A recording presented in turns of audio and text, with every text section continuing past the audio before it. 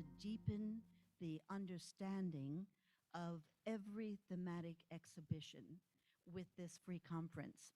And I always joke that we use this museum as a scam to get on the phone to anybody we've ever really admired, you know. And so at the Logan conferences, we've had Nobel Prize winners, scientists, shamans, human rights activists of every stripe, people from so many different continents coming here with the admonition that comes really from Einstein, that if Einstein put it this way, he said, if you really understand something, no matter how complex, you should be able to explain it to a 6-year-old.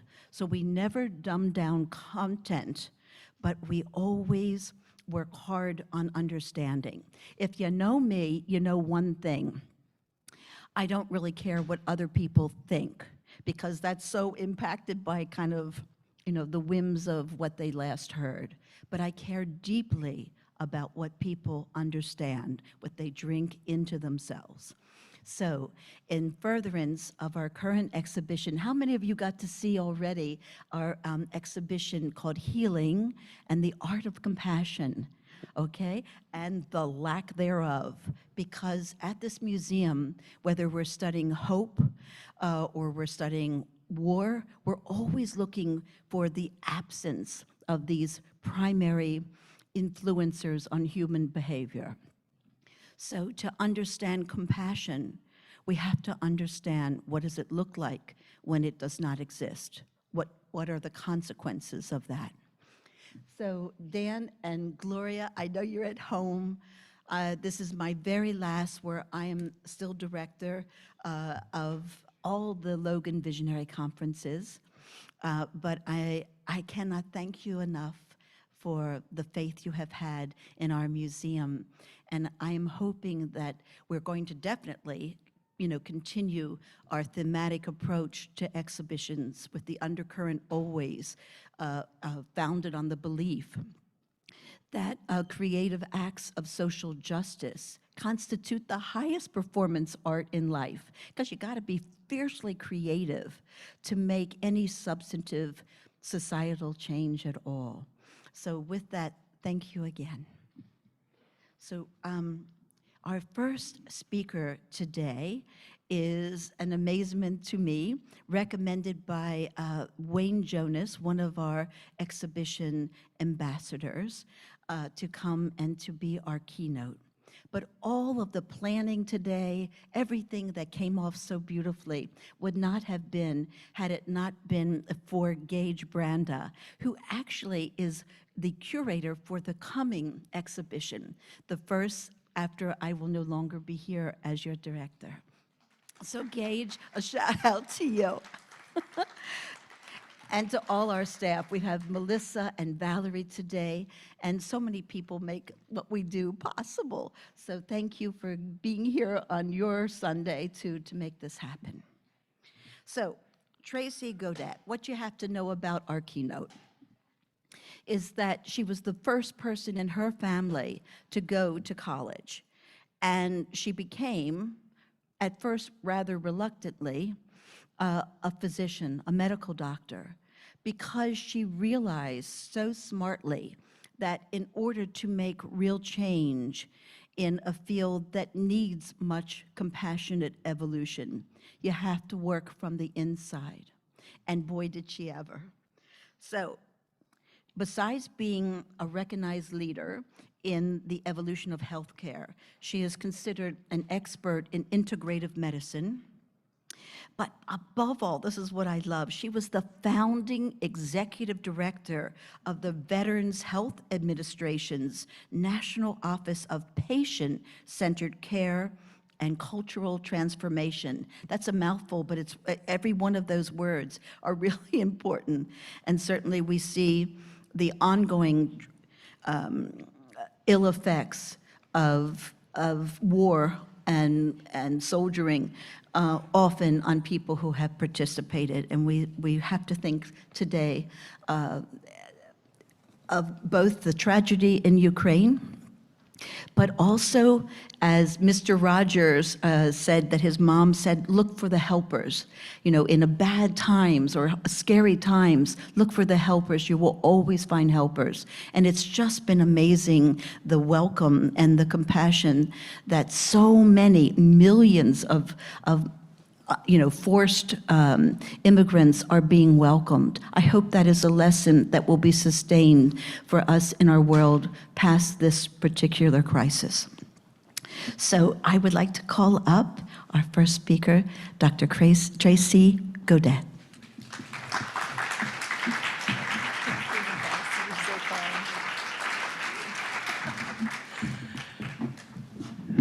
Well, hello, everybody. And I just want to thank everyone. Do you guys care if I take my shoes off? Like, I don't like shoes very much. I'm just going to slap my shoes off.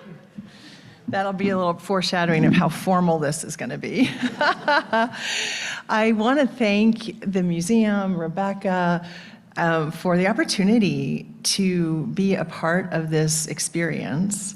And for me, it's a real personal gift because it has invited me to reflect on compassion and healing, which is at the center of whole health, but in a way that I don't normally do that. You know, normally I'm talking to physician groups and health systems, et cetera. So it's been a real gift for me to reflect on, well, what do I have to think about that? I'm going to take my watch off so I can keep us on track. It's an honor to be the keynote speaker today, and thank you so much. The title that Rebecca and I came up with for this talk has now become my favorite mantra, Rebecca, just so you know, which is whole health begins with compassion, healing the wounds of body, heart, and soul. So I'm holding that as you'll hear me reference that in my comments several times. Whole health begins with compassion, healing wounds of body and soul. So I'm going to invite you to start with a little bit of an imagery this morning, and for those of you that are with us virtually. And I've not done this particular imagery before, but what I'd like you to do, if you're comfortable closing your eyes, do that. You don't need to do this. But I would invite you to just, first of all, let's just take a moment, a mindful moment, allowing yourself to take a breath. We've all been hurrying around today, and just allow yourself to notice that you're here. And there's nothing else you need to be doing in this moment. You can take a few conscious breaths. If your mind is busy, that's fine. But you can just allow yourself to be fully in this moment. And this small experience I would invite you to have is to recall a time when you were a bit scared, not terrified, not traumatized, but an experience or an environment or a situation where you were alone and something startled you or scared you. And just allow yourself to bring that image to mind. Perhaps where you were, what it felt like, noticing the state of your mind and body. And then take another deep breath. And now I would invite you to imagine that someone else is there with you. Perhaps it's someone you know well. Perhaps it's a stranger you've never seen before. But take a moment and imagine that place of feeling scared, although in this moment, someone is with you. And notice how your body feels, how your mind feels. And then just gently return your attention back to the room. And the thing I wanted to share about that is, it is really interesting to me how we can be in a frightening, scary circumstance, and simply having someone else there, whether it's turbulence on a plane and you grab the hand of the person next to you who you don't even know, or whatever the circumstance, just having someone else's presence and compassion in that moment changes the whole thing.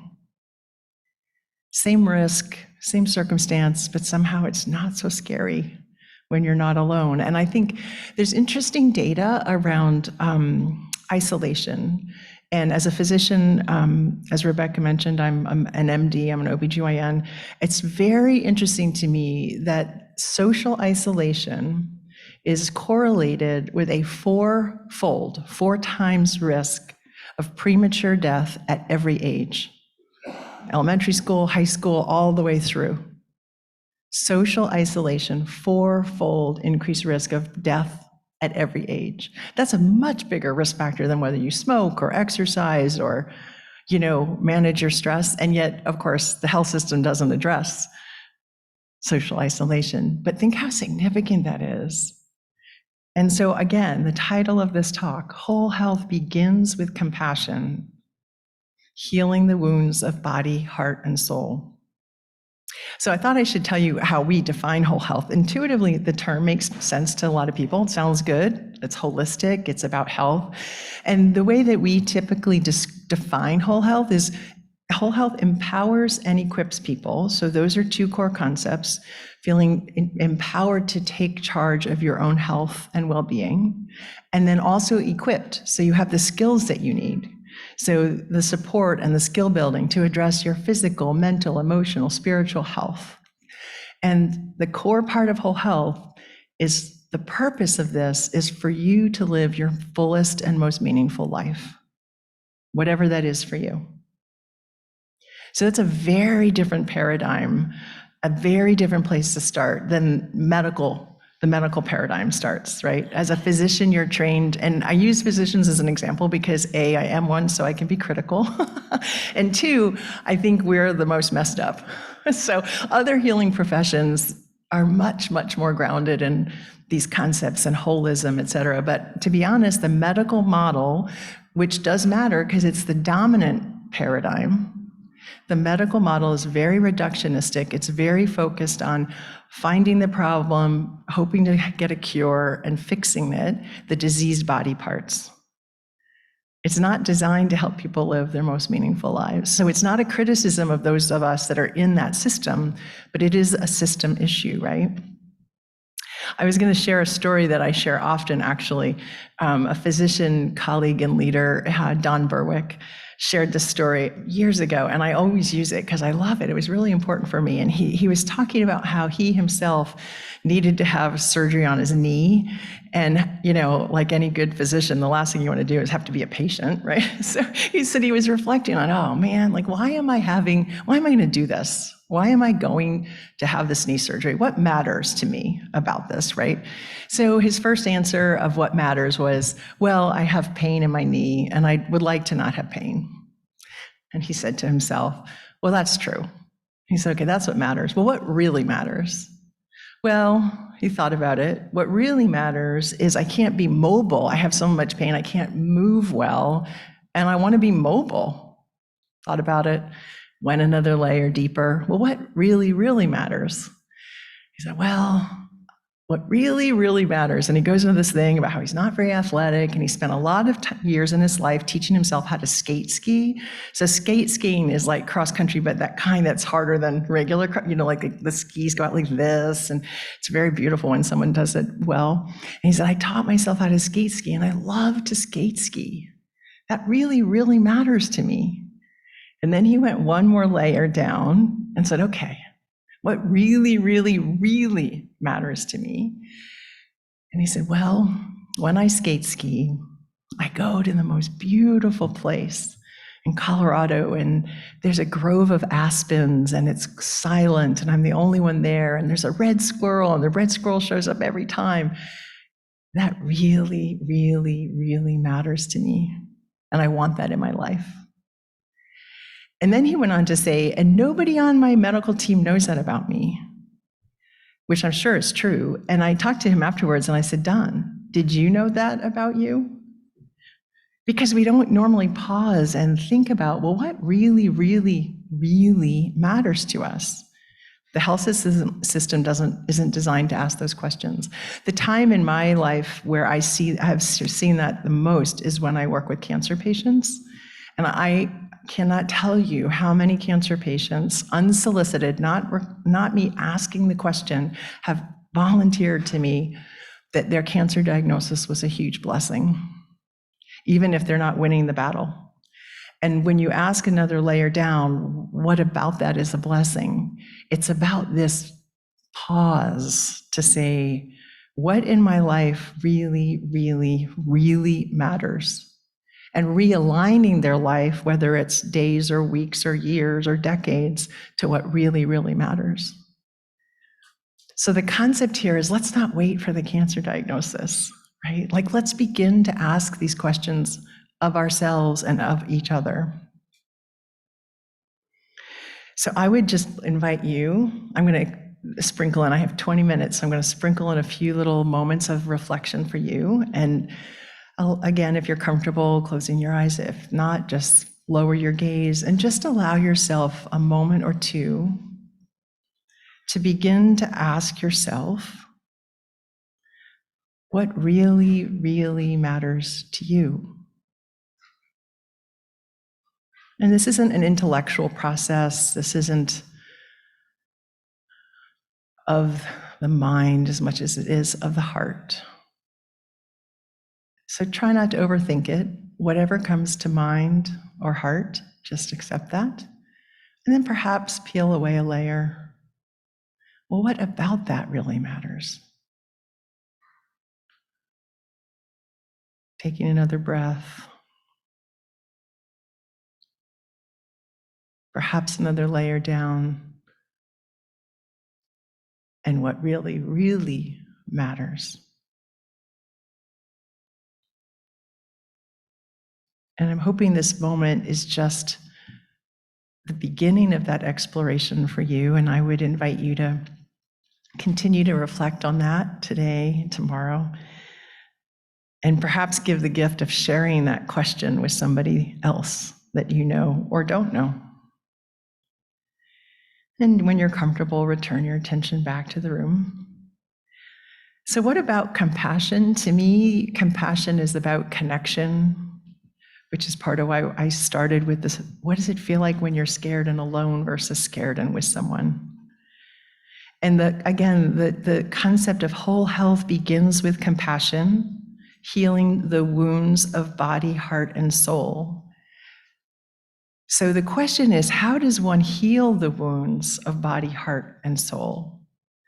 Again, in medicine, we're taught to diagnose and treat diseases of the body and mind.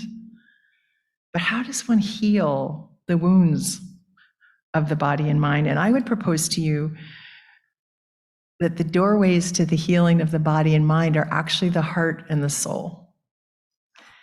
And then the question is, so how does one touch the heart and soul? I would propose through things like art, and nature, and music, and poetry, and beauty, through connection and through compassion. I'd like to read you a poem by a nurse, of course. Nurses had it right all along, called Healing Magic. The nurse is Janet Quinn. You say you are a healer, binding up wounds and applying potions and salves for a broken humanity. Tell me, kind healer, have you found on your journey a wound deeper than lovelessness? A person more broken than the one whose own heart was long ago abandoned, in search of what we do not know, if not for love itself? And tell me, gentle healer, how do you bind the wound of lovelessness? What potions and salves do you carry in your black bag that can mend the broken heart? I'm sorry, you say. I have nothing. There is nothing I can do. And that, dear friend, is where you are wrong. Put down the bag. Leave go of the rummaging for magic other than your own. Open your heart, pick up a hand, gaze into an eye, share in one true moment, and watch healing begin. I love that poem, right? Compassion, to me, is open your heart, pick up a hand, gaze into an eye, and share in one true moment, and watch healing begin. I think attention, or our presence, is our greatest gift. And when you think about compassion in your own life, I would invite you to actually think about, where is it that you put your attention? Because that's a great indicator. And where is it that you put your open-hearted attention? And those may be different answers. It's a great thing to reflect on, and also it allows you, when you're conscious of that, to choose differently. To be conscious of, yeah, open-hearted attention. I want to give more of that to this person, or this moment, or this experience, or this pet, or this, So starting by being conscious of it allows you to make conscious choices around it. So a lot of my work has been trying to drive this kind of transformation in healthcare. And I do start with physicians, in part because we're a pretty wounded group. And if you don't know much about who goes into physician training, I'll tell you that we are twice as likely as the average population to come from an alcoholic or abusive family system. I also am from an alcoholic family system. The thinking is we know how to be healers, or at least helpers, when you come from a system like that, when you're a child of a system like that. We're also twice as empathetic when we start med school as our age cohort that isn't going into medicine. Here's the sad part. The empathy that we start with plummets through the training, plummets. The training and the experience takes it out of the people who are there to learn how to be physicians. It's based in, I think, a paradigm that has to change. And the paradigm is the doctor's at the top of the pyramid. You can't be objective if you're not detached, right? It's so sad, right? And that is somehow modeled as professionalism. Now, this is getting better, but it's still embedded in that paradigm. When you think that you're a mechanic fixing a car, instead of a person interfacing with compassion with another person, the highly reductionistic model just falls apart. And you can see it in people's behavior, that when somebody thinks their job is to cure someone, if you're a physician and you think your job is to cure and you can't, you can see this has been observed in hospital rounds. Once the team thinks they can't cure the person, they don't even go in the room anymore. It's not conscious, but they feel like they have failed because they don't understand their greatest gift is their compassion. So feeling as a failure, they physically stand at the door instead of going into the bedside, not consciously.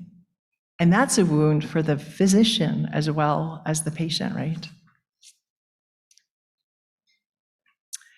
So the basis of whole health, it starts actually with self-compassion.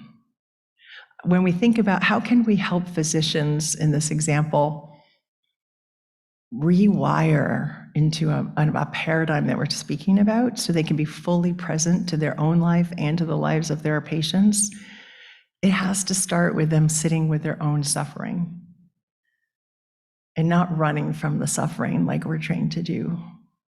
Because only when one can sit with their own suffering with compassion can they then sit with the suffering of others. It's that simple, although it's that hard. So again, whole health begins with compassion, healing the wounds of body, heart, and soul. I want to share a Plato quote because, we're a little slow in getting this. Let me make sure I can find it. It's like, well, Plato had it right. Oh, I have it. Sarah wrote it out for me this morning. Be patient. I don't usually talk from notes. Here it is. Plato says, no attempt should be made to cure the body without the soul. Let no one persuade you to cure the head until he has first given you his soul to be cured. For this is the great error of our day, said Plato, that physicians first separate the soul from the body. We still do it, right? But this is our chance. This is our chance to do it differently. I noticed in the exhibit that we got to preview last night, it's so amazing. Oh my gosh, it's so amazing. There was a quote from Dr. Doty, and I'm going to paraphrase the quote, but he's basically said how things would change if rather than trying to prevent death, which is what the health system thinks its job is, and I got news for you. That's a losing battle. Ultimately, we're all going to die. So rather than trying to prevent death, what if we turned our attention to what prevents people from truly living? How awesome is that? Thank you, Dr. Doty. So when you change the system to whole health, and the good news is with this, I'm speaking to you very kind of philosophically at a pretty high level, but I do want to tell you, and we can send you the most recent research article, that in the VA work, which Rebecca referenced, we had the ability over the course of about 8 years to evolve this and say, how do you do it? What does this look like practically, and does it work? That's now being implemented at varying stages at about 150 health systems across the United States, and 18 of them were funded to do the full model, which starts with a person-to-person peer approach, exploring what really matters most to you. It's not about the doctor, right? Of course. And I'm excited to tell you, the data is great. The data is great. Threefold reduction on opioid use, reduction in costs, engagement in life and health. The employees are happier. The employees don't resign like they do in the other systems. All of the data we would have liked to have seen, we saw. So that's super encouraging to say we can do it. It can really happen. But I wanted to end with two things. One, while the data is great and it's important, or the whole system won't change, it's the human experience that matters most. And I just chose one quote from a female veteran, 37-year-old woman, because I think it captures the essence of all that we're talking about today. She said, "I used to drive over the Mississippi River Bridge to the Jefferson Barracks VA and think about jumping every time. The whole health system has helped me explore my purpose, find ways to use nutrition to reduce my pain, and use eye rest and Tai Chi to get moving again. Now I drive over that bridge and I think about tomorrow. I have hope." And I will say that in the work that we've done and that I've been blessed to be a part of, hope was the theme I saw everywhere I traveled, talking to people who were engaged in this. Over and over and over again, people said, "I have hope again." And they were connected to each other in ways and in deeper ways than they could ever have imagined. So my closing moments, I recently wrote out, I asked myself, what does this transformed state look like? Like if it really happens, which I absolutely believe it will, because it has to, one of my other favorite mantras, you cannot have breakthroughs without breakdowns. And boy, are we in major breakdown as a society. So I feel very optimistic that this has to happen and it will happen. So I asked myself, well, what does it look like when it's all done and said and done? So I'm going to share what I envisioned around that. So imagine a day when healthcare uses the best that medical science and the art of healing have to offer and is not inhibited by reductionistic thinking. Imagine a day when healthcare systems are actually reimbursed for improving well-being. How about, we have a health system that doesn't produce health, so that's a problem. Imagine a day when the cost of healthcare is significantly reduced and is no longer crippling our nation. Imagine a day when whole health is integrated into neighborhood life, into schools, and into workplaces. Imagine a day when well-being centers focused on skill building and support are the center of healthcare, and clinics and hospitals support advancing well-being. In that state, I think hospitals will only be emergency rooms, ICUs, and operating rooms. Imagine a day when peer groups that support people in living whole health are present in every community. And I think about like AA and Al-Anon, and you can go anywhere, and their groups and they're peer-led. Why can't we do that for whole health? I think we can. And imagine a day when the job of healthcare is to help people explore their sense of meaning and purpose and equip them to attend to all aspects of their health and well-being so that they can live their most meaningful lives. Imagine a day this transformation in social consciousness results in a quantum leap in health and well-being. And finally, imagine a day when people's sense of meaning and purpose, their mutuality, their interdependence, their compassion, and their awareness of a collective humanity is profoundly altered. So I am very, very honored to be a part of this conversation today, and the exhibit is amazing, and I'm grateful to be a part of a community like you all. So thank you, Rebecca, and thank you all.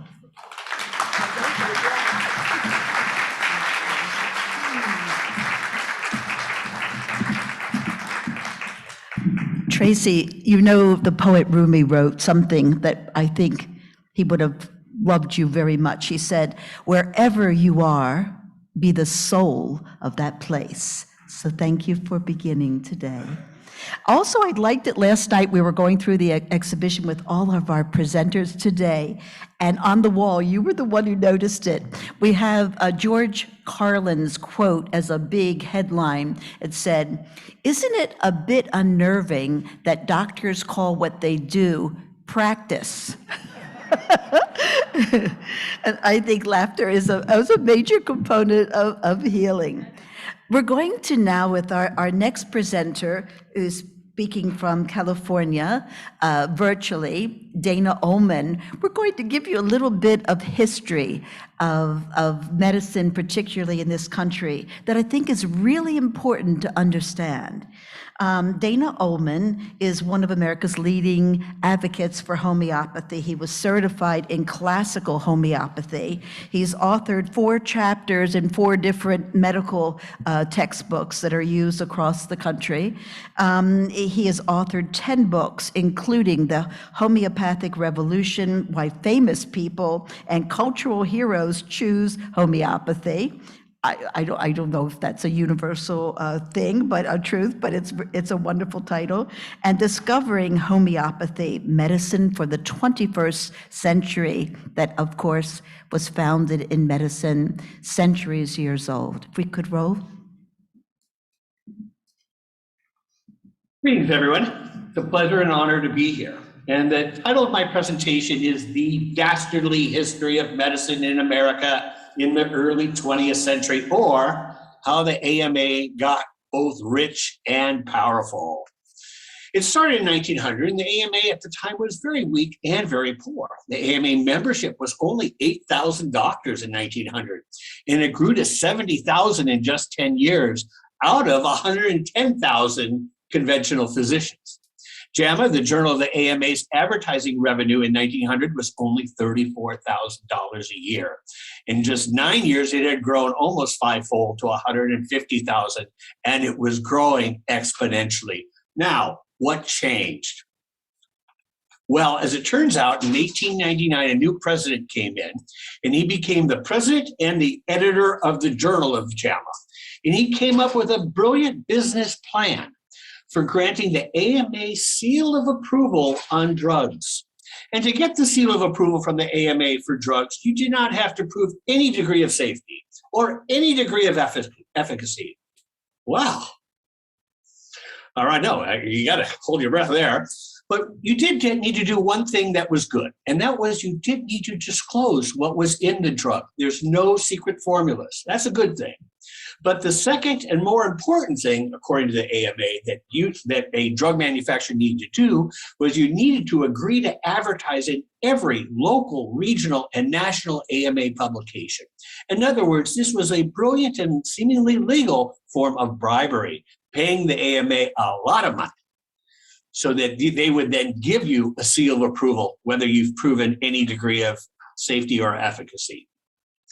At the time, homeopathy presented a significant alternative. Although smaller in number, there were 22 homeopathic medical schools in 1900, including Boston University. New York Medical College was called New York Homeopathic Medical College. At University of Michigan, there was the conventional medical school and the homeopathic school. Same thing with the University of Minnesota. Same thing with the University of Iowa. Though at Hahnemann Medical College in Philadelphia, it was only homeopathic. And the other unique thing about the homeopathic alternative is we admitted women into our medical school several decades before the AMA did. Now, the AMA determined that there was a need for a flexible report because there were too many alternatives to conventional doctors, and they wanted to get rid of them. And there were some other conventional medical schools that were 2-year or 3-year, and they wanted to create a guideline of a 4-year medical school. Good for them. I'm all for that. But at the expense then of determining that any other type of healing was inappropriate, therein lies part of the problem. So they sought to create a uniform standard for creating physicians as healers on only the on the specific model. So the origins of the Flexible Report stem from the Carnegie Foundation. Well, actually not the Carnegie, it stemmed from the AMA. And their representative met with the Carnegie Foundation because they realized if the AMA created this Flexible Report, it'd be considered biased.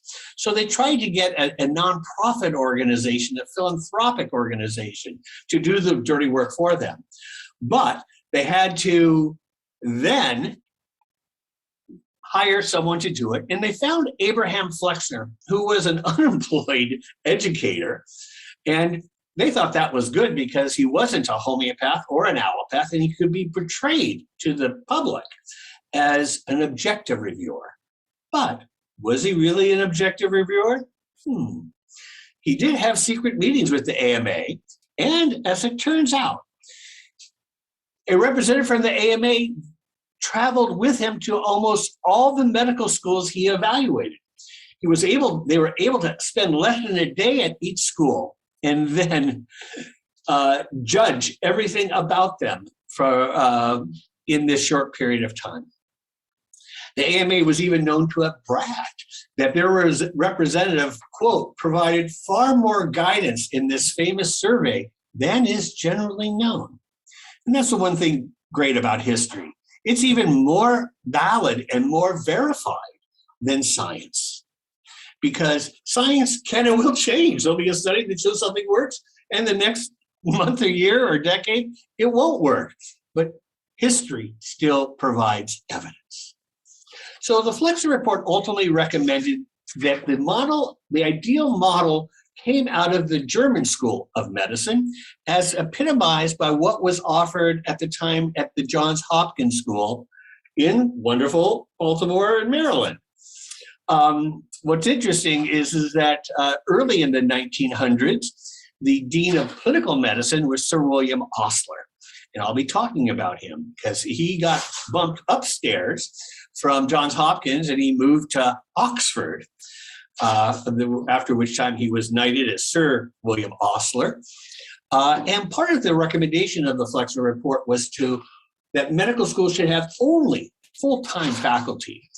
And they were not then expected to practice medicine themselves. And when you take medical school faculty out of practicing medicine,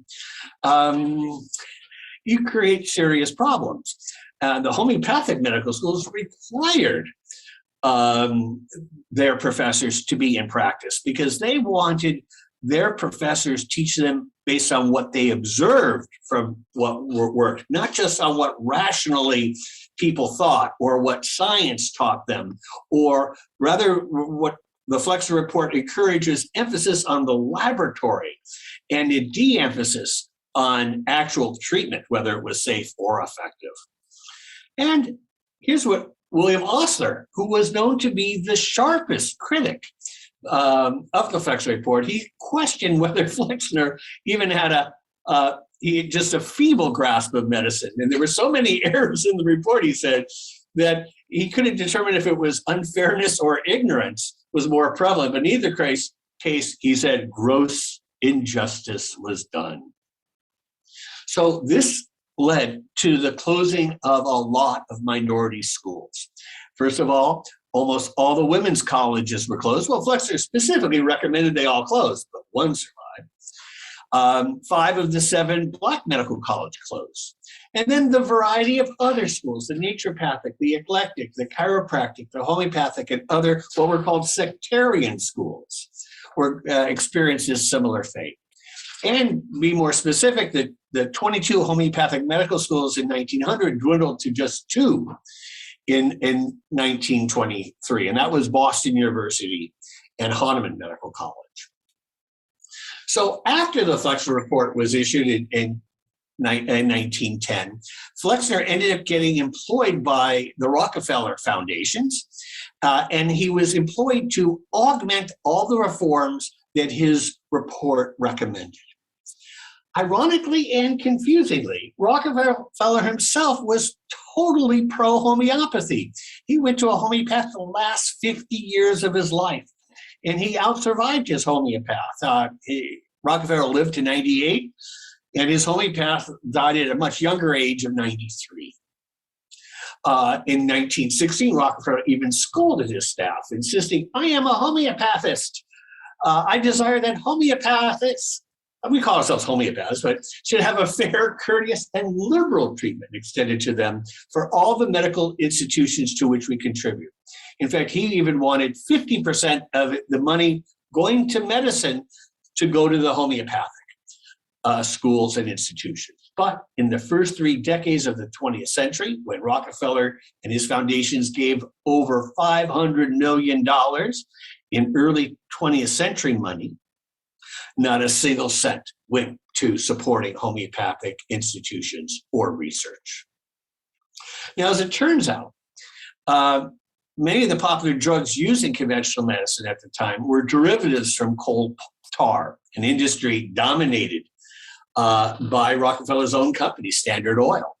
And Frederick Gates, who was Rockefeller's primary business advisor, and he ran the various Rockefeller charities, all of which who had a pro-AMA bias, he directed this bias towards the conventional model. And Rockefeller had a policy of conveniently not meddling in the affairs of his philanthropic organizations, perhaps because he knew that it was good business sense to support the conventional model, even though his own preference was towards the homeopathic. Now, the implications of what this marriage of the pharmaceutical companies at the turn of the 19th century to the 20th century and the AMA has led to Marcia Angel, who's a Harvard professor and former editor of the New England Journal of Medicine, in a book she wrote in 2004 called The Truth About Drug Companies, made a startling observation that in 2001, if you took the 10 big pharma companies out of the Fortune 500, these single 10 companies made more profit than the remaining 490 companies combined of the Fortune 500. So big pharma is actually an inadequate description of what we're talking about in terms of drug companies. It's much more monster pharma. I think that's the more appropriate thing. Now, Rebecca did ask me to end this short talk on a more positive note. And I will, by doing that, emphasize that in order to get out of the mess we're dealing with here, the solution for 21st century medicine is simply integrative medicine, taking the best that conventional medicine has to offer and integrating it with different natural therapies. And because Hippocrates was known to say and repeatedly emphasize, first, do no harm. And this was not only a message for physicians, it's a message for everyone. Patient 2 is to explore and even continue to use safer methods before you resort to the bigger guns that medicine tends to offer. And there have been 2 important recent studies. One, a study in a major surgery journal by 2 Cleveland Clinic surgeons that looked at the use of homeopathic arnica to deal with people who are undergoing plastic surgery. And if you know anything about homeopathy, you probably know about homeopathic arnica. It's one of our major medicines for injuries. And surgery is certainly a type of injury, and it's also a certain type of shock. So it's a great remedy to reduce the bruising of injury and the black and blueness.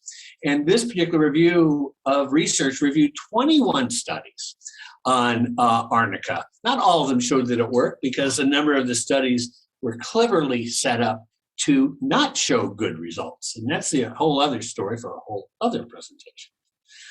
And then a second study was published in a leading cancer journal, in a journal called The Oncologist, a journal that's edited by a professor of surgery at Harvard. It was conducted at one of the major medical school in Austria, at the University of Vienna, with 150 patients.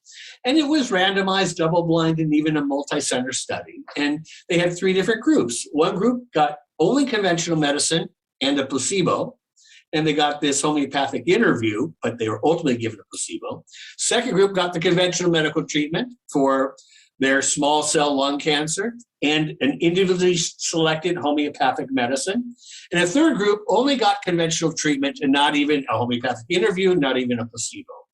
And the results were substantial. First of all, I should emphasize that this study was over a 5-year period, and every patient was observed for at least 2 years. And they are initially matched within the groups within statistical significance.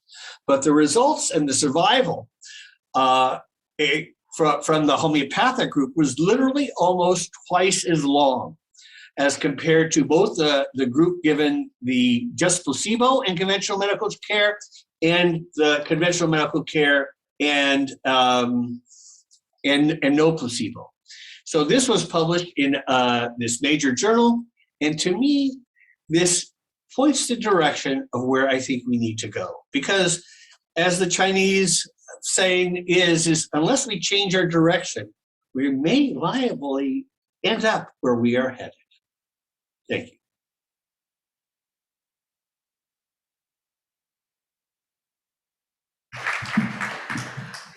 I hope he's listening from his West Coast home, but thank you so much, Dana. He actually has written a book on this, and it was frightening. I was thinking that he might have included it, but it turned out that the original founder of AMA lied about being a doctor.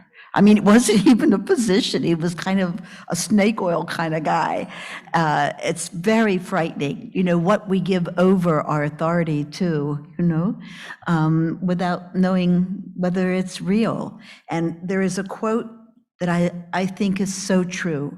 And it comes from a man named Rusty Eric. And he said, as long as greed is stronger than compassion, there will always be suffering. And I would like to show the slide of what we pay in this country for a dose of insulin. And here we have to go back to the compassion of one of the 2 Nobel Prize winners. He was the youngest one, he was a Canadian named Frederick G. Banting. And when he developed insulin, he realized it was the difference between life and death, that there was no in between. And he said, how can I profit off of something that is that important? So when he won the Nobel Prize, he split it with everybody who worked in the lab. He was a painter in his own right, dog lover, if you see the painting replica that we have in our exhibition. But he gave the patent to something he could have made gazillions of dollars on for $1.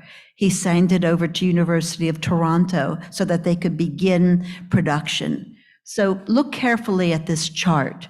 On the left, going all the way up, is what it costs to have a dose of insulin in this country.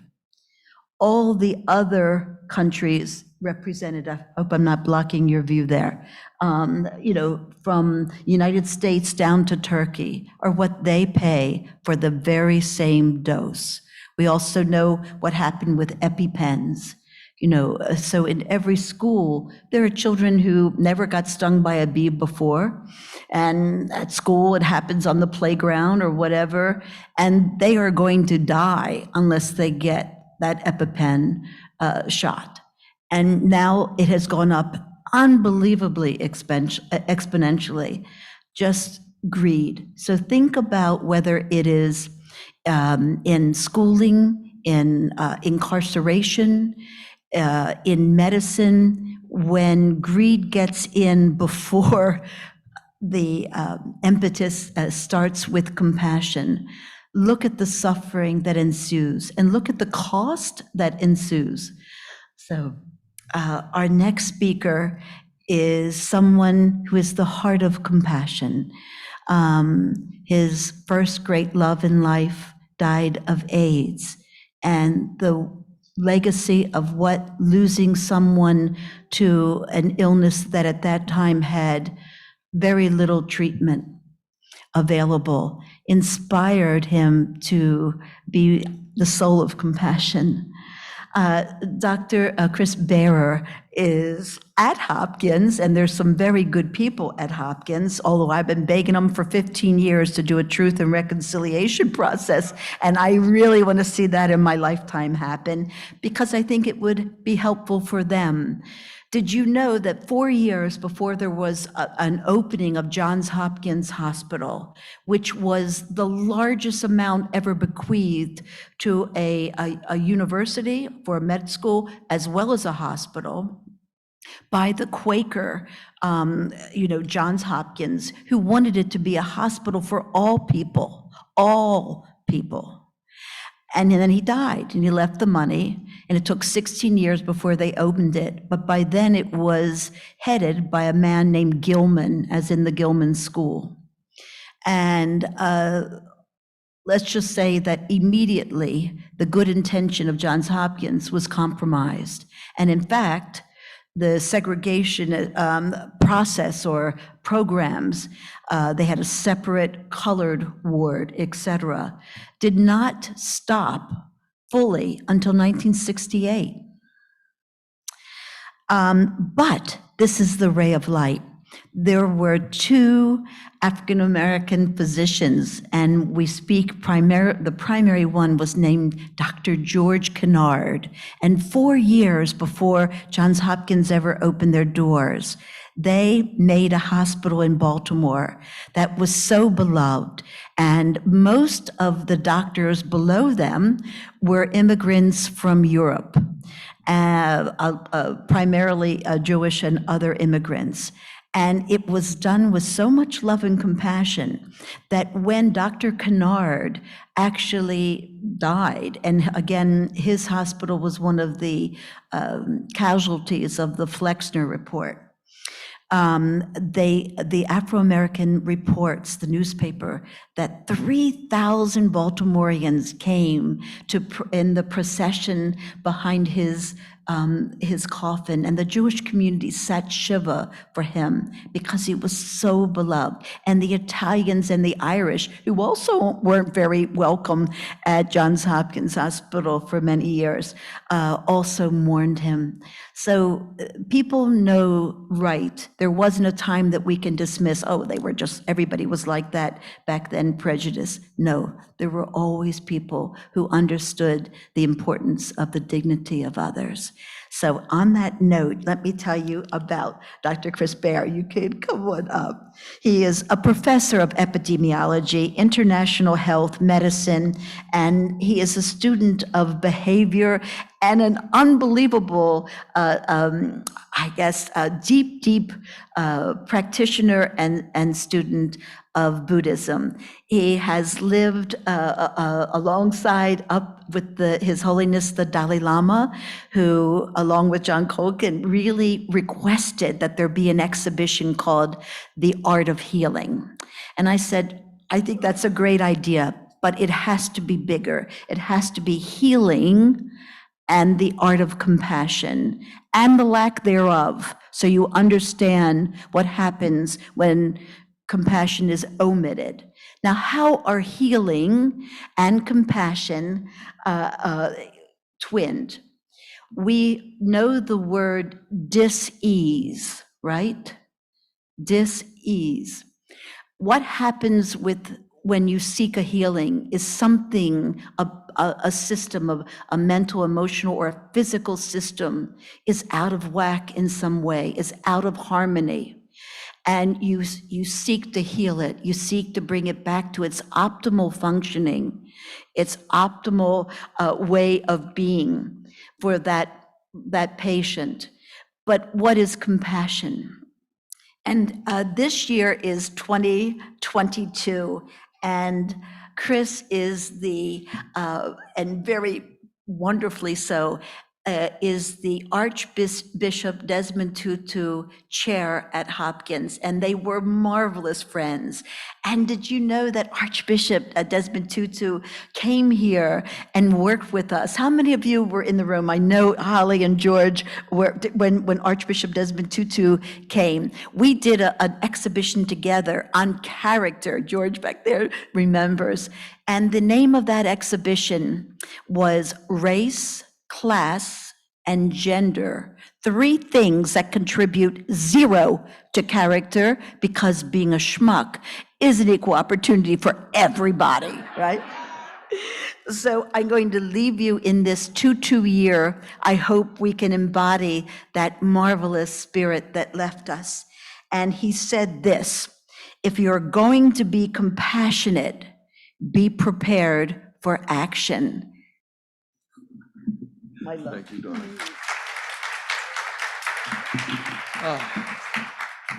Isn't she the best at introductions, really? I want to thank you, Rebecca, and your team for putting this all together and for the opportunity to be here today. And Tracy, what a beautiful keynote. That was really marvelous. It was lovely to have some moments to sit and. So what I'm going to talk with you about today actually relates to the Tibetan understanding of what we've all been through. And that, of course, is this extraordinary COVID pandemic. And as you all know, we're all aware, it is not over. But I want to just take you back a little bit to that very challenging and difficult summer of 2020. So I know everybody's time sense is warped by the pandemic, right? But if you go back to 2020, which is not that long ago, and the summer of 2020 is not even 2 years ago, you have to remember that we had no vaccines. We were just beginning to really understand COVID-19. Donald Trump was president. We were in the middle of a presidential campaign summer where Joe Biden had to campaign out of a basement in Wilmington, Delaware, because of the pandemic, right? And I'm an infectious disease epidemiologist by training. It used to be an obscure field. Now everybody's an epidemiologist, by the way, including lots of people who really are not epidemiologists, let me just say. But I've worked mostly in other infectious diseases, particularly in HIV/AIDS, but also tuberculosis, viral hepatitis.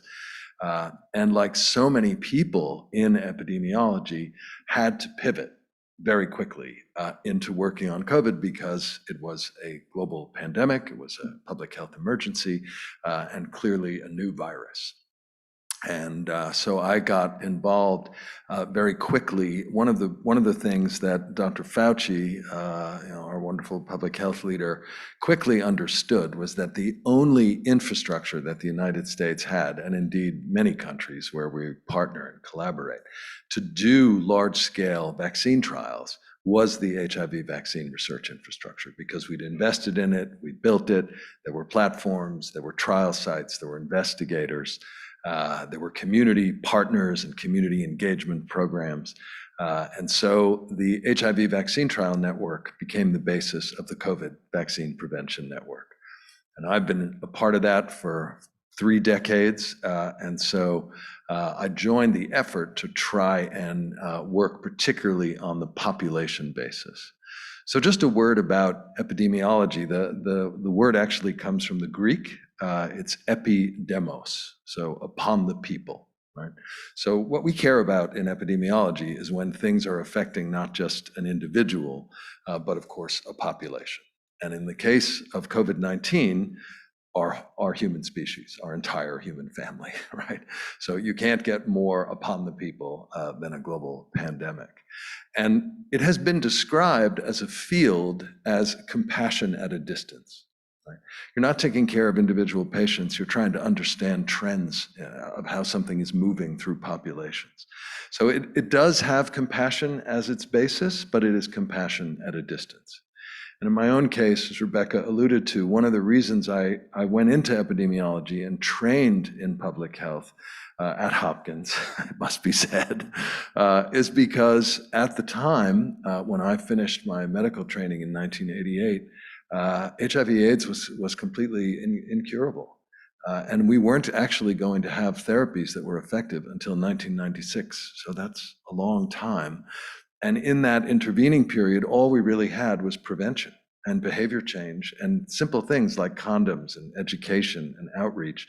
And so that's what I focused on and got trained in because it seemed a way to respond to my lover's death, but also so many others.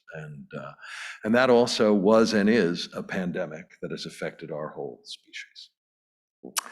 So I was working on the COVID vaccine trials, and we had actually at the time one fundamental goal, which was to protect the integrity of those trials so that there would not be an announcement of a COVID vaccine before that little date in November that everybody was paying attention to. So, you know, what happened in that summer in August was that the head of the CDC sent a letter to all 50 governors and territorial leads in this country saying, prepare for vaccine rollout on November 1st. But we were doing the trials and we knew that we weren't going to have the results of either safety or efficacy by November 1st. So that's called an October surprise, right? The mother of all October surprises would be Trump announcing a COVID vaccine and doing so before we had the safety and efficacy data. So then the vaccines would be under a cloud from that point going forward, right? And I would just point out to you that this is exactly what another leader at the time wanted to do, but did, because there was no mechanism to control him. So Vladimir Putin, of course, wanted to have the first COVID vaccine, Sputnik 5, and they registered it and approved it in Russia before they did the trials, right? And that vaccine continues to be under a cloud for that reason. And it's a big part of why we're so worried about what is going to be happening in Ukraine and the surrounding countries, because there's very high levels of vaccine hesitancy and there's huge levels of COVID.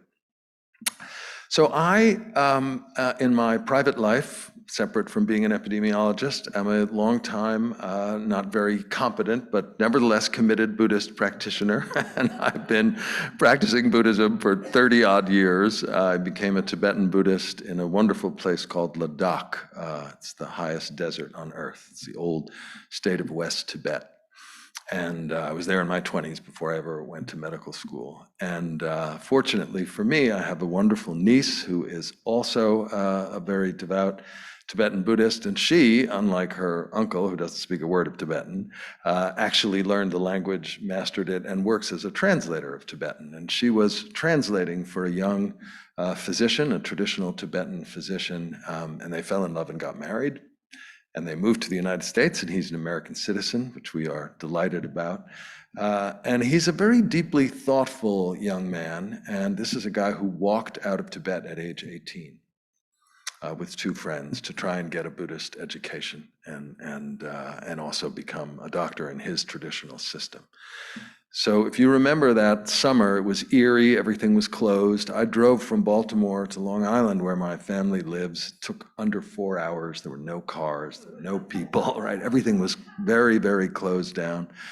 And he and I went for a long walk on the beach, and I said to him, his name is Jimpa, I said, Jimpa, how do you understand what is happening? How does your medical system, which does not have the germ theory of disease, at least traditionally it didn't, how do you understand this? What do you think about this? And he said, oh, well, we have a very deep, strong, his English is not so great, theory about pandemic diseases and epidemics and where they come from. And where they come from is the destruction of nature, particularly the destruction of wild places, deforestation, the digging up of the earth. That's a very important part of it, that there are all kinds of things that abide in the earth and should stay there. And when you dig them up, like cut a forest to plow and plant fields, you unleash these entities. The word is beings that they use, because of course they didn't have the microscope, couldn't see any of these things. I said, well, and also the killing and butchering of wild animals, of creatures from the forest, which should stay where they are, right? And should not mix either with humans or with domestic animals. Tibetans actually are herders. His family grew up a nomad, one of 10 children on the plateau, with huge herds of animals. When he proposed to my niece, his family sent JPEGs to her mother, my sister, of their herd. This is our family's wealth, these big herds of yaks and horses and sheep and goats, which we were very impressed with. We were all kind of, yeah, okay, well, they have very large herds, these people. Anyway, I said, that is so fascinating, because that connects to what we call zoonotic infections, right? So I teach emerging infections at Hopkins. About 75% of all diseases that have emerged in the 20th and 21st century, new infections, are zoonotic. They come from wild animals. So we already know this as a scientific fact, right? And SARS-CoV-2, whatever else we know about the origin, and it still is uncertain how it got out of Southeast Asian bats, but it's a bat virus. There's no question about that, and it came into our human species at all of our peril. So as we were talking, he said, but there's a remedy. We don't just think this is how it happened. There also is a remedy. I said, really? What is the remedy? Quick, And of course, it's embodied in a deity, a female deity. So in Tibetan Buddhism, there are 21 female bodhisattvas, female Buddhas. They're all called the Taras, Tara. And Tara, you'll be interested to know, is not a Tibetan word, it's a Sanskrit word, right? And it comes from the same Indo-European root word as star. It's Venus, basically, right? So, this celestial female deity. The 20th of the 21 Taras is a deity named Parnashabari. And Parnashabari, what it means, it's another Sanskrit word, what it means literally is the leaf-clad goddess who lives in the wild places. So she is a deity, rather an unusual one, a little bit hard to find images of, who is they're called semi-fierce. She has kind of a semi-fierce face with fangs, because she is a protectress of the forests, of the wild places, of all the creatures who live in them. And in the Tibetan view, those forests are also where so many of the remedies are going to come from, right? The plants, the minerals, all of these elements. And it turns out that they have known for centuries that one of the things that happens when large crowds of people gather together is that there are disease outbreaks, right? So when they're going to have, for example, the great prayer festival that they do every year at Lunar New Year, Losar in Tibet, they would always start first with invocations and prayers to Parnashabari, because the gathering of people is going to lead to an outbreak of disease. And there's this, attempt to prevent that, to try and do something about it. And then, of course, people are also encouraged, for example, not to spit, not to cough on each other if they're not feeling well, to not come into the crowd. There are all of these kinds of, interventions that you would recognize as a part of what we've all been trying to cope with in terms of COVID. So I got very interested in this deity, and I started to, investigate and look, and it turns out there are very few images of her in the West. So talking with my nephew-in-law, Jimpa, I said, is there any possibility that maybe we could get a painting, a Tibetan painting of this deity? Because I actually want to start practicing this Parnashabari practice. And he said, well, a friend of mine is the Dalai Lama's Tanka painter. He's the official painter of the Dalai Lama. He's doing a series of the life of the Dalai Lama right now, but he might stop and paint a Parnashabari if you commissioned it. And my thinking actually was, I have a great friend who protects forests. She's the head of the forestry division at the Environmental Investigation Agency, which is a big charity in the UK. I wanted to give this to her for her 60th birthday. But being a bad Buddhist, I decided I had to have one for myself too. So I commissioned 2 of these. And one of them is in the Healing and Compassion show. And if you get the opportunity, please do go and see it. She really is an extraordinary figure. So it turns out that Parnashabari predates Buddhism.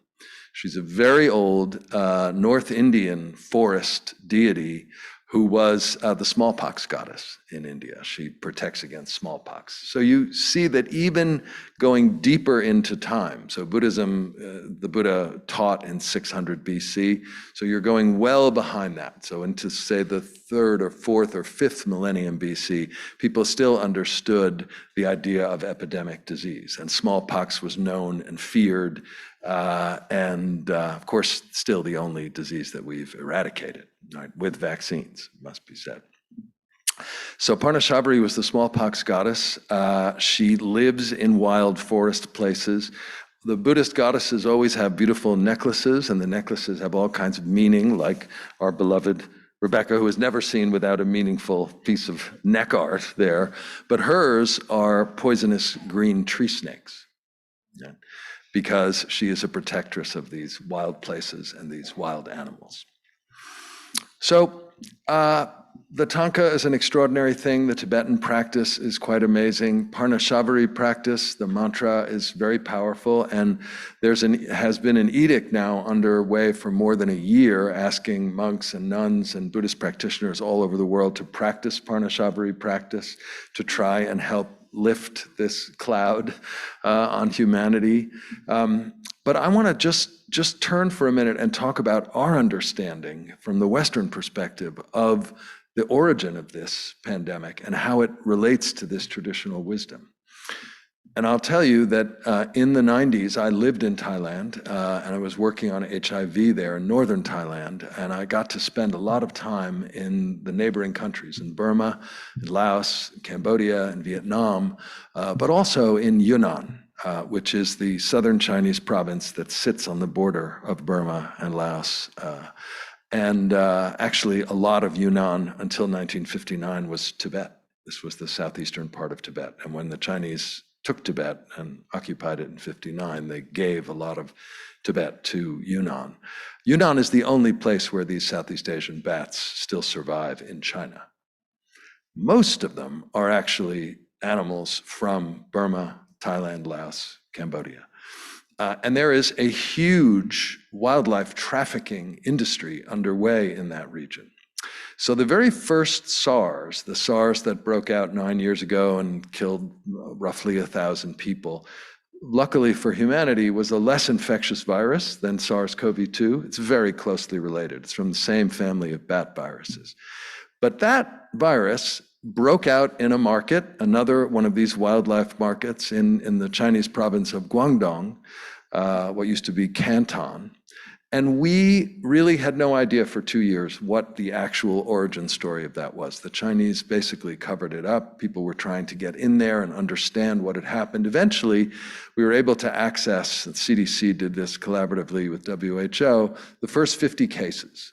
Who were the first 50 people with that SARS? And it turns out that every single one of them either worked in that wildlife market or they were the household member of somebody who did. It was actually an occupational outbreak. It was a point source epidemic. And it is because in that market were bats from Southeast Asia, the civet, it's a small sort of cat-like creature. The pangolin, which is the scaly mammal that is the most trafficked mammal on Earth, is the pangolin, because their scales are used in some traditional Chinese medicines. And all of these animals are crowded together. The bats usually, because they're obviously aerial creatures, are in small cages at the top, and they are going to be slaughtered. They're incredibly anxious, fearful. They're nocturnal animals in a lit place. They are, salivating and putting other bodily fluids on top of all the other animals. And that, again, was a bat virus. It may have had passage through another mammal. We kind of don't know that. But eventually, it got into human species, and of course, it caused this pandemic. So the thing to do, of course, the public health measure there is close those markets and stop trafficking in Southeast Asian wildlife, right? That should stop immediately. Nobody needs to eat bats. Plenty of chickens in the world, and there are a lot of other things to eat. It really is a dangerous practice. So that market was closed for 2 years, and China agreed to its treaty obligations under CITES not to traffic in these wild animals. And then that market reopened. And in the market where we think, or certainly may have played some central role in Wuhan, there were again bats, there were civets, there's something called the Chinese raccoon dog, there were pangolins, and again, this same very dangerous mix of wild animals that should not be mixing either with each other or with domestic animals. Most of the animals there are domestic, or with people. And now we have paid this terrible price again. So I'll just tell you just 2 other things as I close. One is that the great pandemic that I worked on before SARS, which is HIV/AIDS, it turns out is also a zoonosis. It's a virus of West African monkeys, several different monkey species, and it had to go through an intermediate host to become infectious for humans. And that intermediate host was our very close cousin, the chimpanzee. So chimpanzees, the big ones, not the lovely bonobos, the little sexy hairy ones, but the big ones, pan troglodytes, hunt monkeys, particularly the males, and they eat them. They bulk up for their dominance battles with other males. And that is how chimpanzees got the simian immunodeficiency virus, SIV.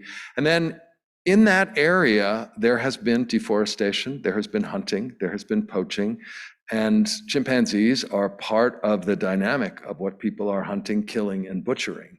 And it is from those chimpanzees that HIV entered the human species. So that also, it happened in the 20th century, but it is an ongoing legacy. So we have paid a terrible price for what Jane Goodall calls our broken relationships with other animals. And part of the solution to saying, how is it we going to avoid having another pandemic like SARS-CoV-2 or another pandemic like HIV, is that we have got to now all practice Parnashabari. We have to protect the wild places. We have to protect the creatures that live in them. We have to stop wildlife trafficking and the mixing of these wild species with domestic animals. It is not safe. The idea that you could bring rainforest animals into a city of 12 million like Wuhan, somehow do that safely. No, we now desperately need to learn that lesson. And I think that Parnashabari is manifesting at this moment because we all need to become protectors of the wild places and the creatures that live in them. And we can do that. We can stop trafficking in bats, and we had better do it yesterday. Thank you for your attention.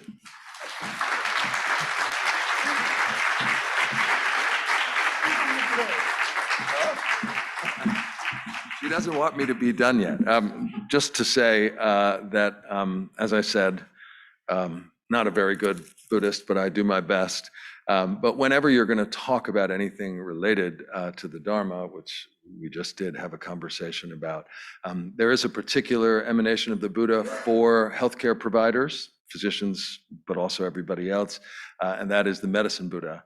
And the medicine Buddha's color is always this kind of stunning blue. It's a blue embodiment of the Buddha. So medicine Buddha, hopefully protecting and blessing us all. You know, we're still, as everybody knows, suffering through this pandemic, and we've already, if you believe the Lancet, there just was a new estimate that it's over 18 million people have died globally, and over 1 million already in the United States. So we're way off on the numbers. That is a huge global trauma, and we're all in it together. And meditation helps. Thanks again.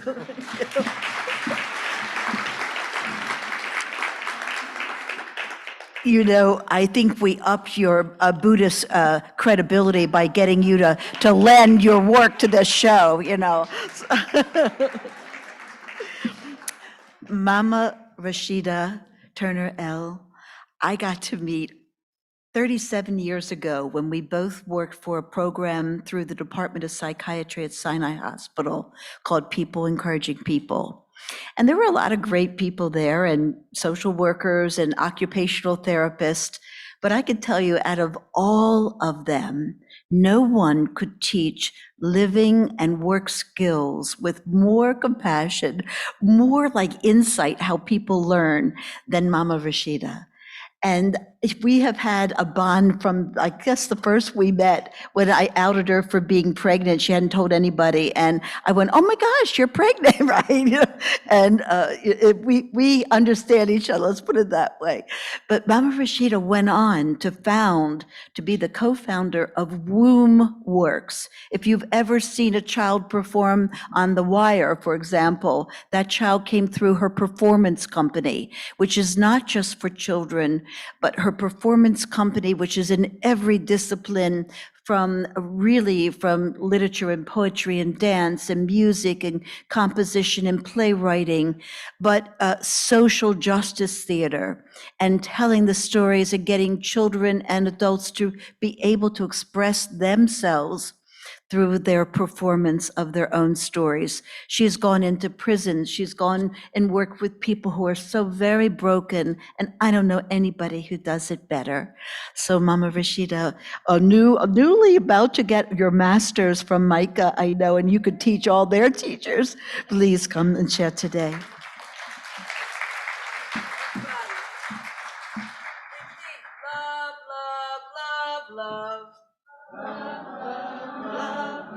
People, we were made for love. People, we were made for love. Love each other as ourselves. Love each other as ourselves. For we are one. For we are one. Ah, beautiful voices. Clap it up for yourselves. Yes. To show compassion, you got to take action. My little grandson kind of taught me this. He does a little hip hop thing. He said, to show compassion, you got to take action. To show compassion, you got to take action. To show compassion, you got to take action. Yes, listen. There is a shaman named Malidoma Somé, and he said that wealth, thank you, is not determined by how many things you have, but by how many people you have around you. Ooh, that was deep for me. You know, many indigenous people have compassion deeply embedded into their own culture. Sometimes it's embedded in the greetings, like in Kenya, they said, and how are the children, you know, when they greet each other. The Dagara people of Burkina Faso, when the women see each other, they say, did someone say something sweet to you last night? That's how they greet each other. You know, when someone's grieving or if someone's done something wrong in a community in Burkina, the Dagara people, they put that person in a circle and everybody says every positive thing they know about that person until that person can return to their true selves again. These are the things, when I thought about compassion, and when Rebecca said to me, she said, you know, because she's always inviting us to transform ourselves into better versions of ourselves. She always does that. Yes, you do. And I love you for that. But And sometimes she's very gently nudging us, and sometimes not so gently nudging us, right, to elevate ourselves. So she said, Rashida, can you come and talk about compassion? And I said, okay, let me just sit with that. I think I know about compassion, but let me study on that question a bit. So I looked up things, and I saw that the Dalai Lama said, and what you have on the wall there, that if you want others to be happy, practice compassion. And if you want to be happy, practice compassion, right? And then I looked up, I'm a Virtues Project International facilitator, and I looked up the Virtues Reflection card, and it talked about compassion, and it said, compassion is deep, deep, deep empathy for another who is suffering or living with misfortune. Compassion is understanding and caring and a strong desire to ease their distress, right? Compassion flows freely from our hearts, and when we let go of judgment and seek to understand, right? Our compassionate presence helps people know that they are not alone. Sometimes they don't need us to fix anything. They just need to be heard so they can connect to their own inner wisdom. We need our own compassion as much as others do. Whether a silent prayer, a gentle touch, compassion is a priceless gift. So, from all of that, I concluded, compassion is an action verb. It's something we do, right? So I thought about the most compelling time that I had witnessed compassion in action, right? So I'm one of the directors of a social justice theater company, as Rebecca said, called Woundwork. And we work with young people and adults, but in the summer we host these summer theater projects. And this particular summer, usually we have both, male and female, but this particular summer we had a lot of males that were with us, And so, and this summer we were focusing on violence prevention. And there was this one young man, right, that all the other young men would laugh at and tease and make fun of, right? And we were learning, like, one time we were learning the African warrior dance, because we do all things, but we would learn the African warrior dance, and it required you to have your elbows up like this, and this young man had his elbows kind of down when he did the dance. And so they would laugh and whisper that he was dancing like a girl. So even during our creative writing time, we create original script. So as I said, we were doing something on violence prevention. So during this time, everyone had to write and share a story about their most violent experience. And so we all sat in a circle, and everybody was sharing their story about their most violent experience. And even as directors, we all share our stories too. So the young man who they were teasing, he was the last person to share. And what he shared was this, and I want to share it with you all. He said, I was born into a family of rage. He said, my mother was a drug addict, and she neglected me. Sometimes I went without food. I was hungry. She said she would get mad when she would get upset and beat me. And so Child Protective Services took me away from my mother. And they gave me to my grandmother. He said, when they gave me to my grandmother, my life was wonderful. He said, and then my grandmother died. And then the foster care system gave me to my aunt. And he was about 6 then when he went to live with his aunt. And he said at my aunt's house, there were older cousins, and they took turns raping me every night. And now everybody wants to call me fat and gay. They don't know what I've been through. They don't know my story. And right at that moment, there were tears. Each one of those young men that were teasing him got up. One of them said things like, man, I don't know how you went through that. Oh, dude, I'm so sorry you had to go through that. That was terrible. Man, you're so strong. Wow. And man, you're so courageous. You went through that and you got through that and you still here? How are you still standing? And then spontaneously, they all got together and gave him a group hug, right? And I said, yes, that was compassion in action. That was compassion in action. And then when he went to do the warrior dance, he had his elbows up and he was dancing confidently.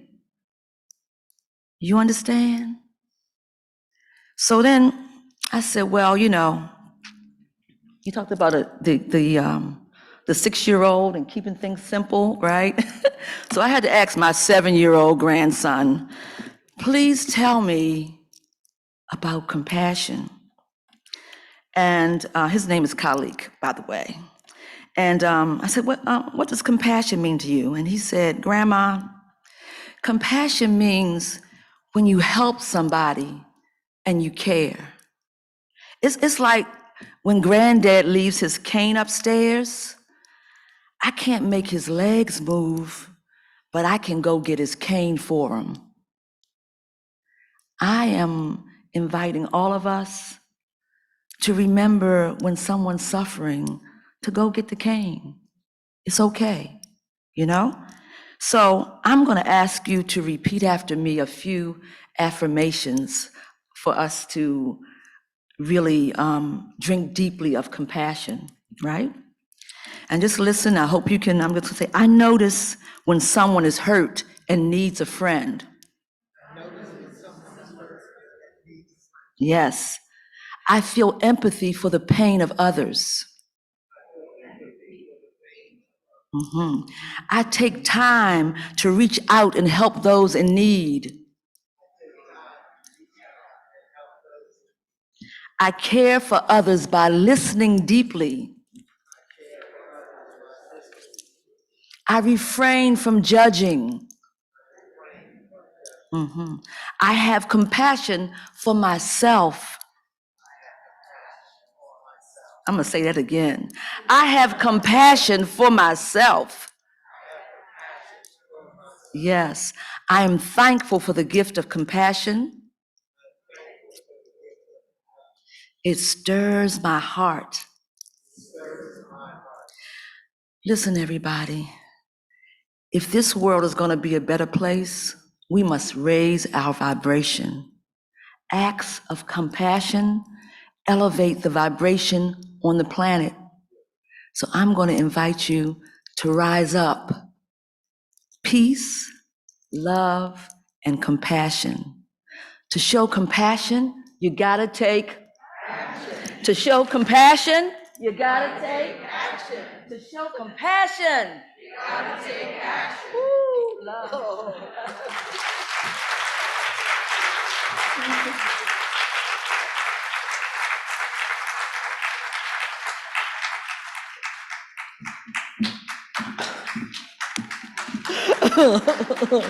Bravo.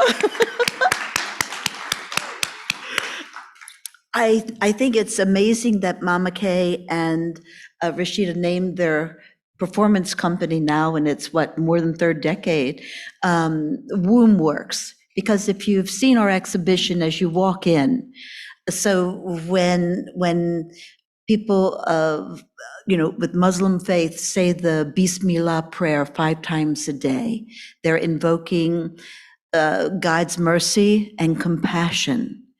But in Hebrew, when we invoke God's mercy and compassion, we have a word as well. And both of those words in Arabic and in Hebrew, for compassion, for mercy, go back to the root word in Arabic and in Hebrew for womb. In Hebrew, it's rechem, but we have the term for compassion, rachmanut or rachmanas. And in the Arabic world, when we do the Bismillah Rahman Rahim, the word goes back to the word, is based on the word for womb. Now, what's a womb? It's not a prison. It's something that protects and nurtures and gets to another stage of release to go. And as we sit here, we're all in the womb of the atmosphere that protects us, from gamma rays and UV and provides the oxygen, etc. So we go from womb to womb. Right now, we're going to have a film by someone I admire so much. There is a filmmaker that gave us the rights to play the trailer in our exhibition. Her name is Susan Paulus Schutz. And we're always looking for the bright side of people who emerge from darkness. And she made a documentary film that is called Love Wins Over Hate. And basically what she did was to go and meet people who were from white supremacist groups, KKK, violent extremist groups, even had worked in Muslim violent groups, just all different backgrounds, but primarily white supremacists. And those who, even if they were third and fourth generation, encouraged by KKK, I hate the word values in that sense, but in that belief system, the ones who woke up and what caused them to wake up and to get out and to work with enormous remorse for the dignity and the respect and the love between all the people, and particularly those groups that they had demonized and belittled and hurt. And one of them that was interviewed in Love Wins Over Hate kind of won my heart. He's a character named Arnold Michaelis, and he got his plane ticket, he was ready to come, and his mom became more ill, and he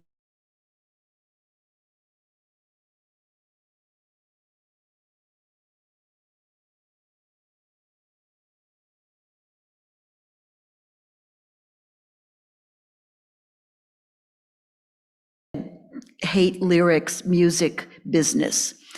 And when he woke up, he said, not only do I feel I have to devote my life to undoing the harm that he or I himself had caused others through my hatred and my actions, but I have to live with the knowledge of all the young people who tuned into my music and went out and hurt other people. This is Arno, and we hope you're watching today too. With all my heart, I thank you, and I thank Susan Paulus Schutz for creating such a positive documentary on positive change that can happen from people who are just so full of anger. Arno Michaelis.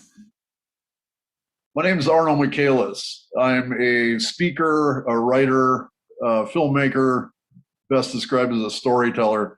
And my stories are all driven by my time as a white nationalist from 1987 to 1994.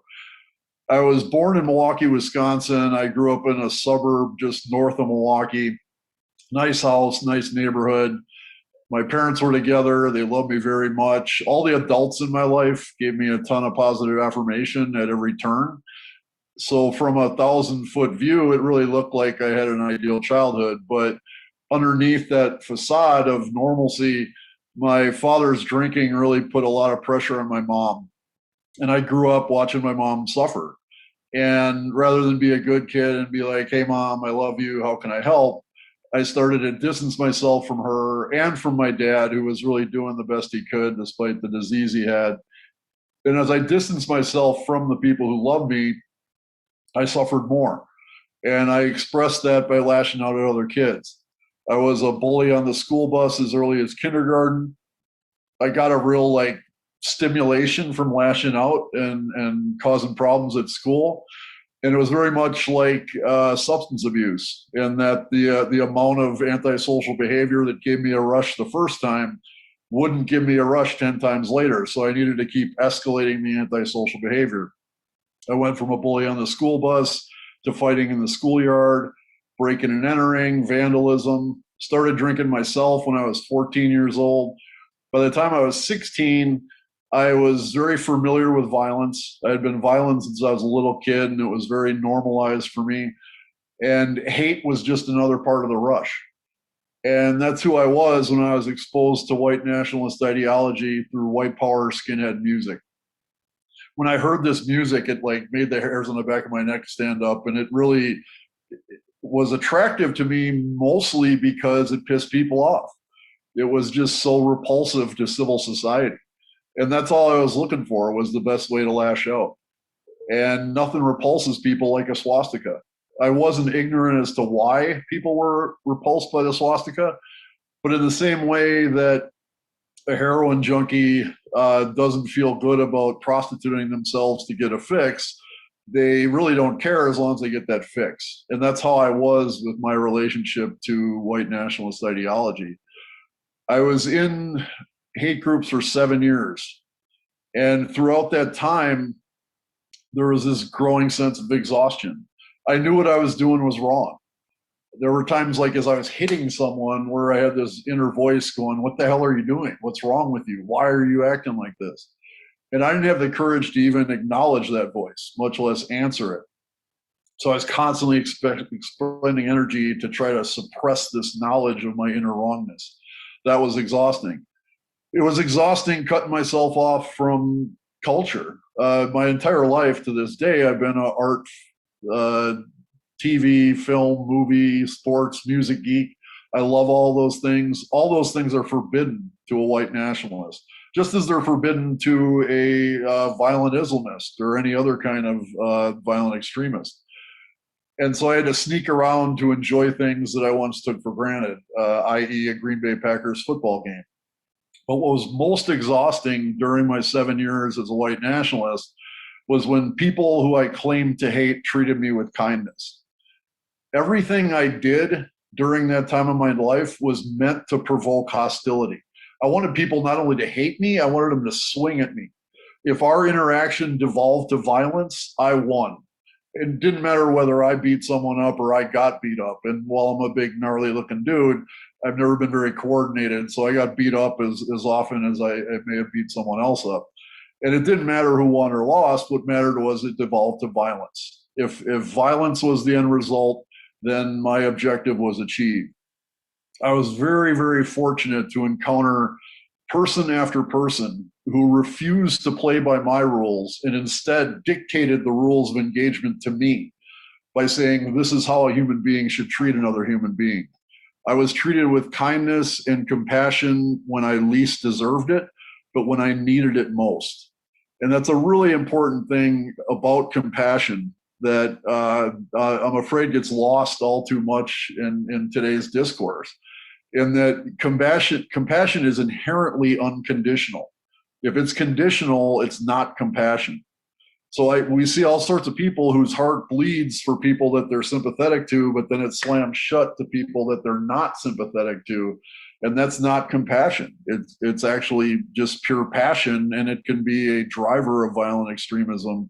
It certainly won't extinguish it.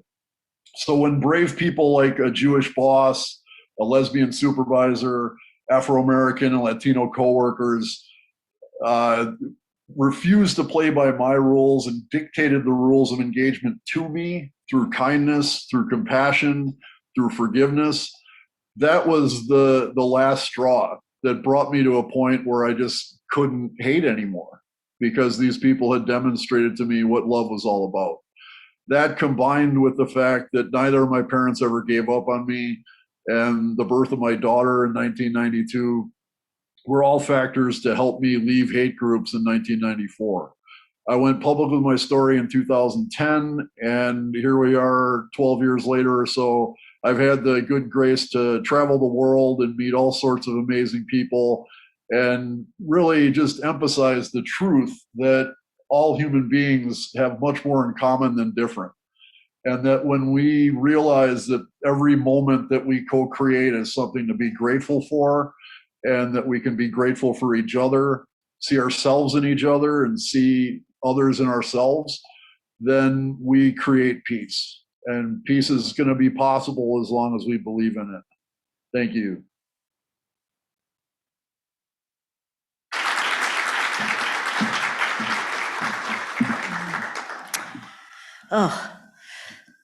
This museum has thought a lot about the lower nature of human beings, and is there a path, and what ways there are paths to transmute that.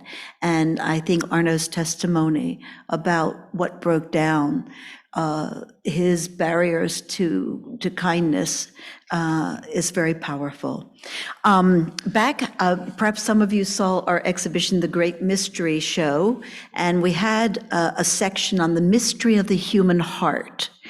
And I knew I was going to have that section because I was fascinated by meeting various cardiologists who weren't particularly spiritual people, but not always, but with some frequency, they would note that people who had been heart transplant recipients would seem to know things about the donor, the anonymous donor, that they couldn't logically know.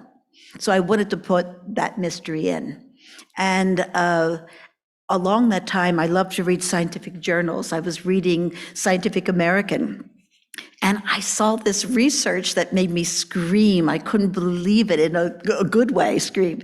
And it was that in Queensland, Australia, that researchers had discovered that all of our human hearts have taste bud receptors inside our hearts. And they're like, what? Like, why would there be taste buds in a heart? But these weren't taste buds for salt, and these weren't taste buds for sweetness, only for bitterness. The same ones, about half the number we have in our mouths, were in our hearts. And they thought, that's unbelievable. Why? And for many years, and in fact, it was a Hopkins researcher, there was a real mystery about broken-hearted syndrome, that when people suffered a great tragedy, and we knew from previous tests that their hearts were in great shape, and then within just a year or two, they would die from literally their heart being kind of worn out. Like, what was the mechanism? So it turns out that when we're full of jealousy or rage or anger or hatred, that what happens is, or even extreme grief, our bodily fluids become slightly more acidic, and our heart tastes that and clenches and clenches and clenches. So when the great Dr. Martin Luther King said, hatred is a poison we ingest, hoping to hurt the other fellow. It was so true. And so the line we paired it with was, our hearts are wild creatures. That's why our ribs are cages.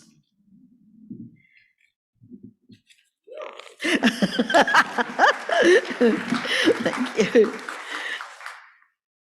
So, speaking of the music that can, that we're all a part of life, and what we broadcast as we move through life can be seen as a score, a vibrational score. And there are two people who are listening today, and that's Sue and Richard Hammerschlag, who have been, Richard's been a speaker here. They are ambassadors to our current show. And the reason I know this amazing integrative health former NIH researcher into really the human energy in the energy field comes from our good friend sitting here, Holly Stone, who is a member of our board and a lover of humanity and nature. And so this has been the right conference for you. But her husband, George, who's our dear friend, who introduces me to people that they adore and learn from. So Richard and Sue, just thank you so much for recommending, as did another one of our ambassadors to this Healing and the Art of Compassion exhibition. And that is to the primary breakthrough. She's an inventor in her own right, but a practitioner of sound therapy. And her method is called biofield tuning. She does independent research, but she's been studying for over 25 years and has a devoted practice on the effects of sound on the human body and the whole electrical field, et cetera. So we have you seen the wire man out there called I Sing the Body Electric? We called it, where this man was like most of us, you know, kind of embarrassed to get up at weddings and bar mitzvahs or whatever and dance, because we think everybody's looking at us thinking how terrible we are as dancers. And he said he just stopped worrying what anybody else thought. And in his mid-40s, he just let the music fill his body. And he never experienced such joy in his life when he had that breakthrough. So let's learn about sound and its impact from a great expert, Eileen McCusick. Thank you.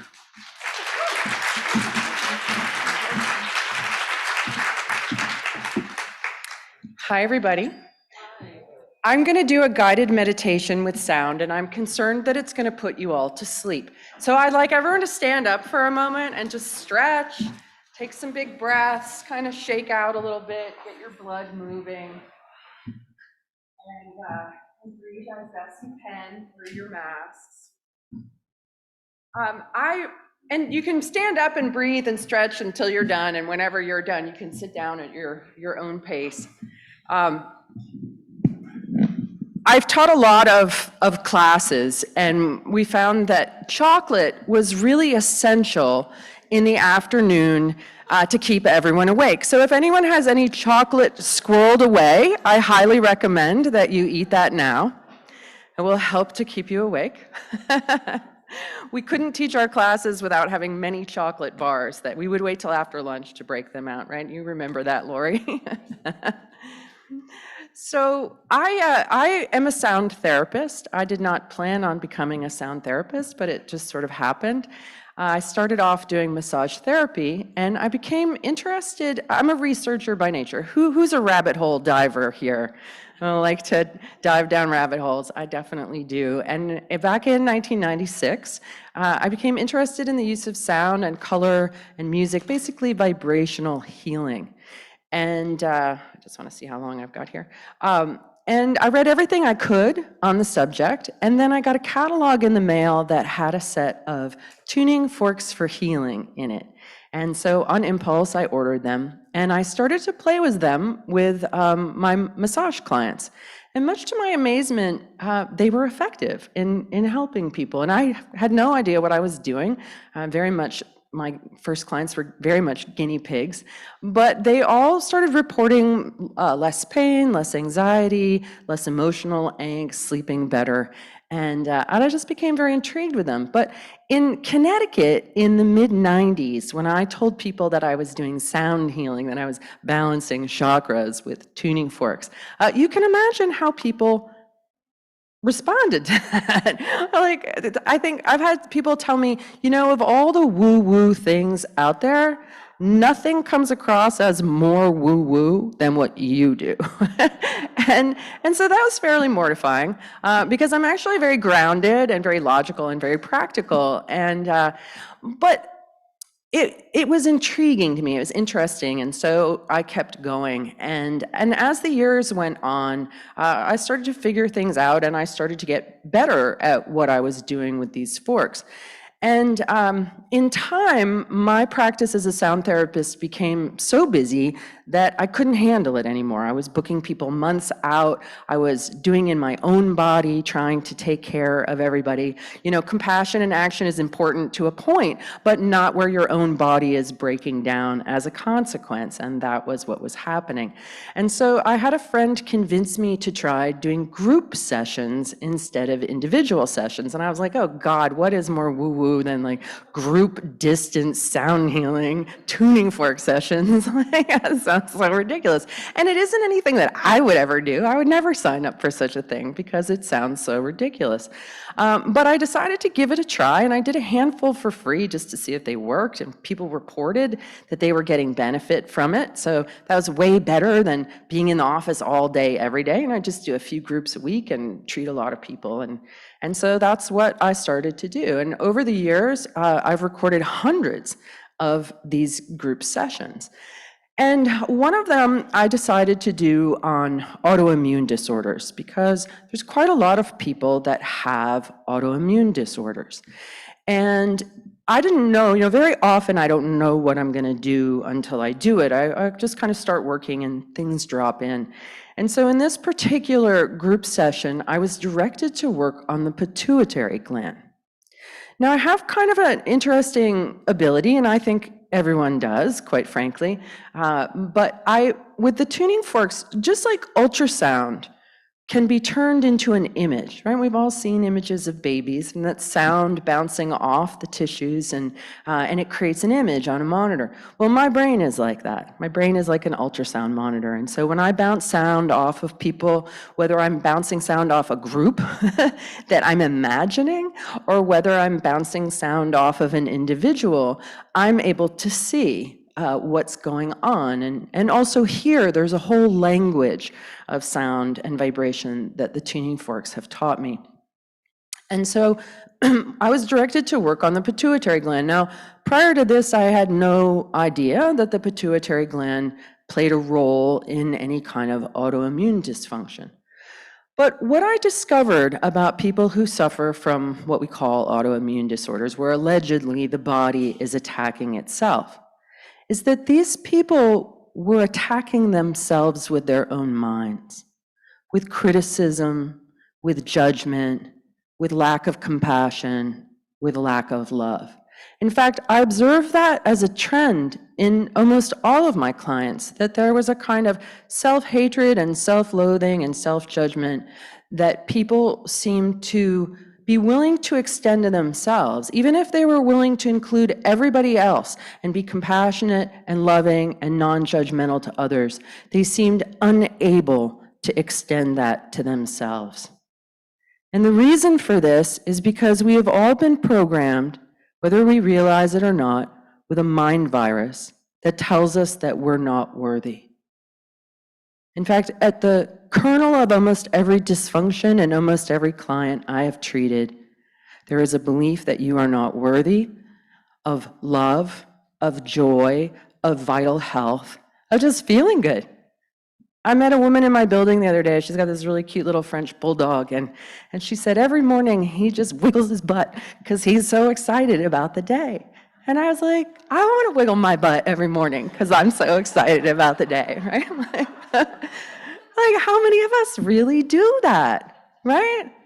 We just don't, because very often we start the day when we're like, oh, I'm fat, I'm ugly, my hair, this, that, like we just diss on ourselves. So it's very, very hard to walk through the world feeling compassionate, especially for the people that we don't dig or we've been programmed to not dig, if we're not able to extend it to ourselves. And the better that we get at actually having love and care and compassion for ourselves, it just spills out of us naturally. So when I did this group session and I worked on the pituitary gland, what I saw was that it becomes clouded. I think the pituitary gland plays a role in our projection of reality, in our perception of reality. And what I saw in this session was that the pituitary gland was covered in shadows and darkness and illusions. And that when I cleansed it sonically, it helped to remove all of that darkness. And I also found myself like pulling out what felt like old cassette tapes of programming, of bad programming. And so whenever I conduct these group sessions, I always put myself in them as well so I can receive the benefit. And after I conducted that session, I stopped at a grocery store on the way home. And I confess, to being judgmental. Who judges people? Well, if they have a mask on, if they don't have a mask on, if they we're so full, we're so judgy, right? And I can try to be compassionate, and certainly I do as a healer. I can try to be compassionate, or I'll be judgmental and catch myself and reel it in and replace the thought. But after I conducted the session, I walked in the grocery store, I was like, wow, I'm actually effortlessly having compassion for everyone I'm seeing. It was effortless. It was my first thought. It was my first feeling. And so I wanted to extend us. I'm going to do a very brief sonic cleansing of our pituitary glands together to help to remove the shadows and the judgment, first and foremost to yourselves, because it's so important. Health arises when we direct love at ourselves. That's it. That's health. Love heals, period. Like, you cannot berate or judge or criticize or hate or shame yourself into health and beauty. Like, it just doesn't work that way. Like, the path to beauty and health is beauty and health. Path to compassion, kindness, compassion and kindness. That's all there is to it. So I'm going to use 2 tuning forks today. One is a new fork that I've recently created. I'm an inventor, and I've created a number of products, a tuning fork. I've created many prototypes over the years, and the ones that I really like, we put into production. And this one is 144 hertz, so some of you may be familiar with the number 144. It's a very cool number for a lot of different reasons. And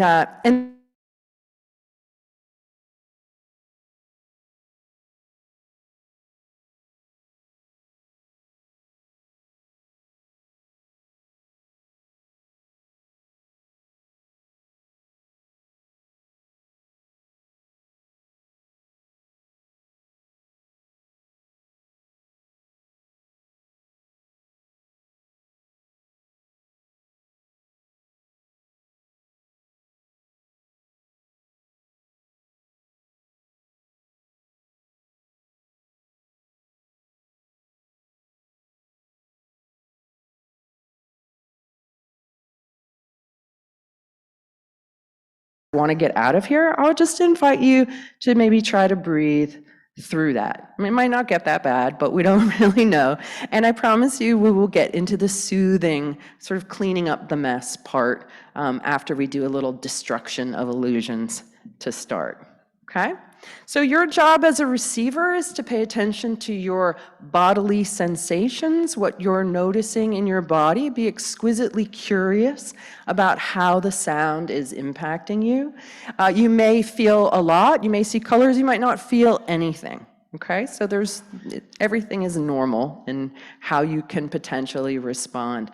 And just monitor your breath, because what I've found, the sort of whole purpose of sound therapy is to get us to relax and to breathe. And it's very simple, to come into this present moment, alert, aware, ready to wiggle our butts, maybe, or eat some chocolate. Okay, so I just want you to start by just closing your eyes and taking a breath, but I want you to be curious about your breath. I don't want you to just take a standard deep breath into your belly. I want you to just take a regular breath and observe it with curiosity. And then I want you to take subsequent breaths, exploring how you can move your breath within your body, just with curiosity. There's no right, there's no wrong. Just bringing it wherever it wants to go. Can you breathe into your legs? Can you breathe into your tailbone? Can you breathe into any particular area? Can you take big breaths? Can you take little breaths? So it's just a playful, curious exploration with your breath. And then what I'd like you to do after you've sort of breathed around your body a bit is see if you can breathe into your pituitary gland, which is between your eyebrows, just above.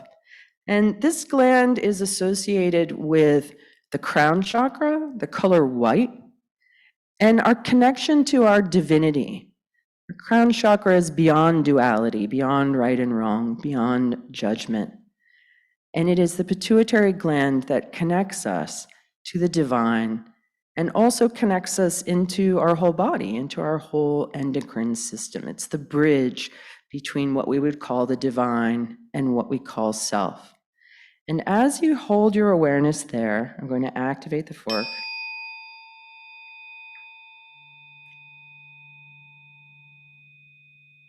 And we're just going to let the sound find its way into this area of our body. And if it wants to go somewhere else, that's fine too.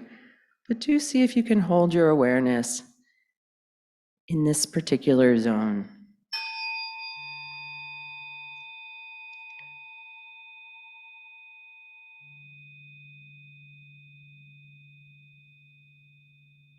And don't hold your breath. I can feel people holding their breath as they listen.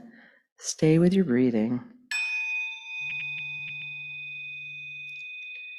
And the sound waves, just like when you go to the dentist and they use the sonic cleaner on your teeth. The sound waves come in and start to bust up sediment, stuff that shouldn't be there.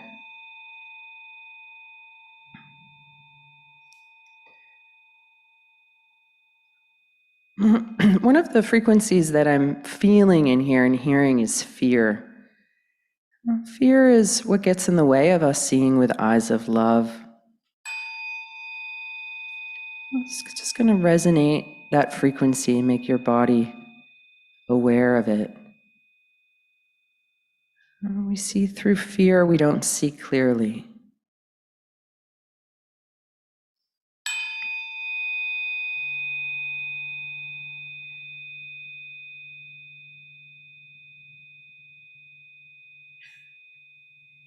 And observe what's happening. Maybe that light, that white light of this area is getting brighter. Maybe you can see distortion in it falling away, shadows dropping off. Just be very curious. Don't try to force anything or even imagine it. Just observe what's happening.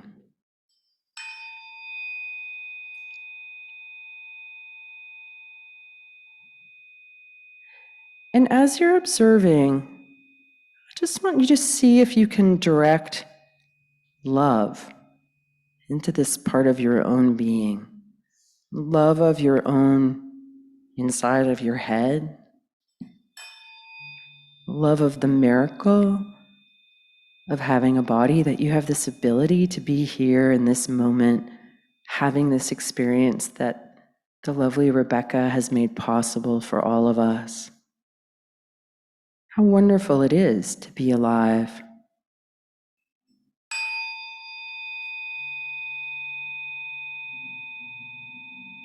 Exploring all the sides of it, the top, the bottom, the middle, with curiosity. Exploring how the sound moves around inside your head.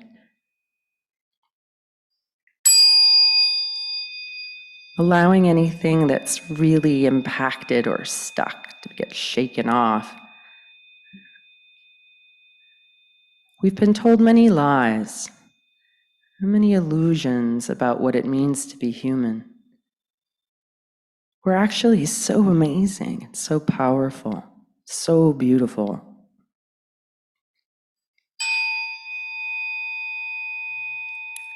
So I'm noticing now that the tone is becoming stronger and steadier.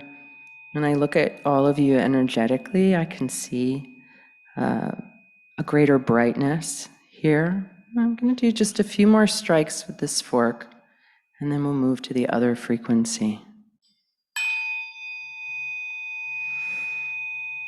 Again, using your breath to breathe up into the pituitary gland, using your breath to send love, appreciation, acceptance of self.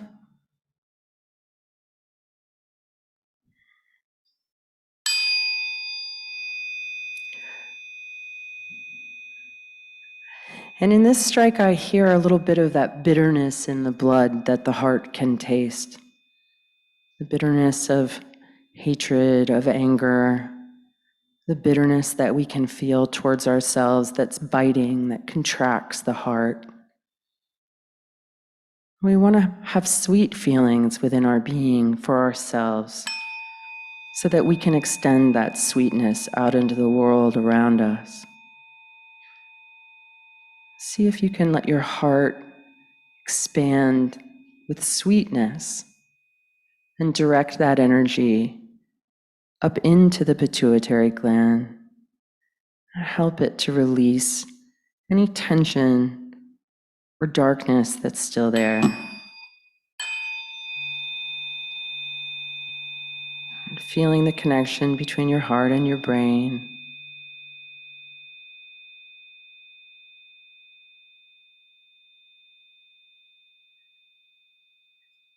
And everybody taking a nice deep breath.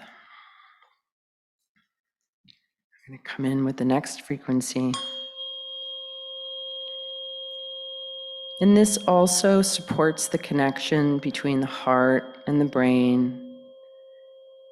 This very sweet tone.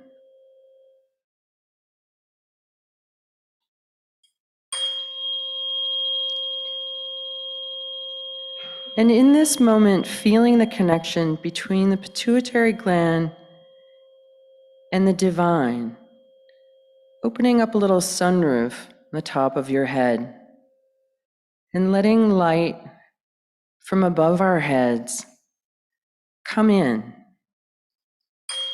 and energize the pituitary with divine love, the divine acceptance, divine compassion.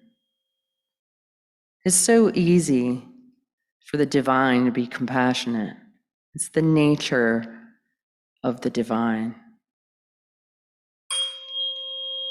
Feeling this beautiful white light coming in from the crown, bathing behind our eyes in this white light, and then feeling this sweet, loving energy coming up from our own heart. And the combination of the love from the divine and the love from ourselves, cleaning our lens of perception so that we see with the eyes of the heart, we see with the eyes of the divine. We naturally see the beauty in everything and everyone.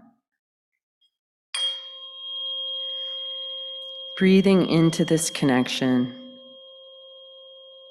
and feeling that light spreading into your being. And now let it come out of the head and out of the heart and down into the body. And let this feeling come into every single cell in your body.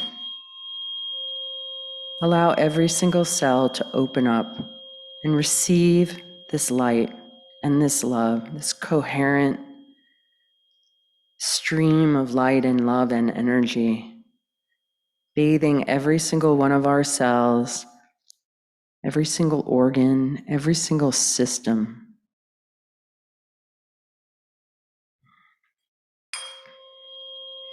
Any parts of you that feel tight or resistant or dark or heavy, feel into those, notice them, and allow the sound and the light to help to release and to relax and to open. Whatever still feels stubborn, whatever small voices are trying to tell you that you're not worthy or this isn't possible, notice them, but notice how the light is stronger. Again, taking a big breath anywhere you like in your body and exhaling the tension, exhaling the resistance. We're just connecting with the nature of nature. There's nothing easier in the world. Resisting this is actually much harder than just surrendering. Notice the patterns of tension, the small voices, and realize how small they are in relation to the greatness of your own heart and your own connection to the divine. This will be the last one, just letting the sound come in, feeling how it lifts up your cells, how it lifts up your spirit, how it connects you effortlessly to this state of being.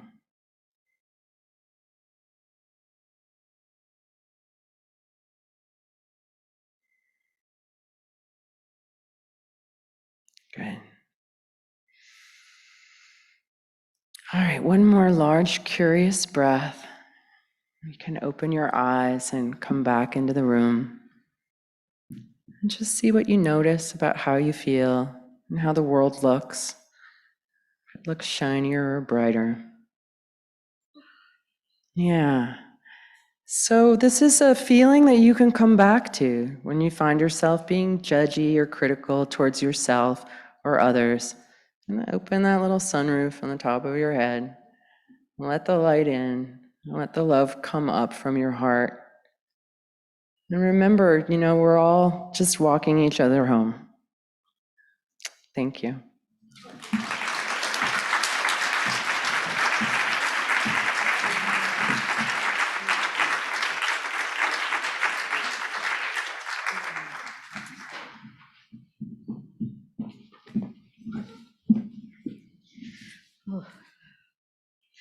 Yeah, you guys don't look good before, but you're looking really good now.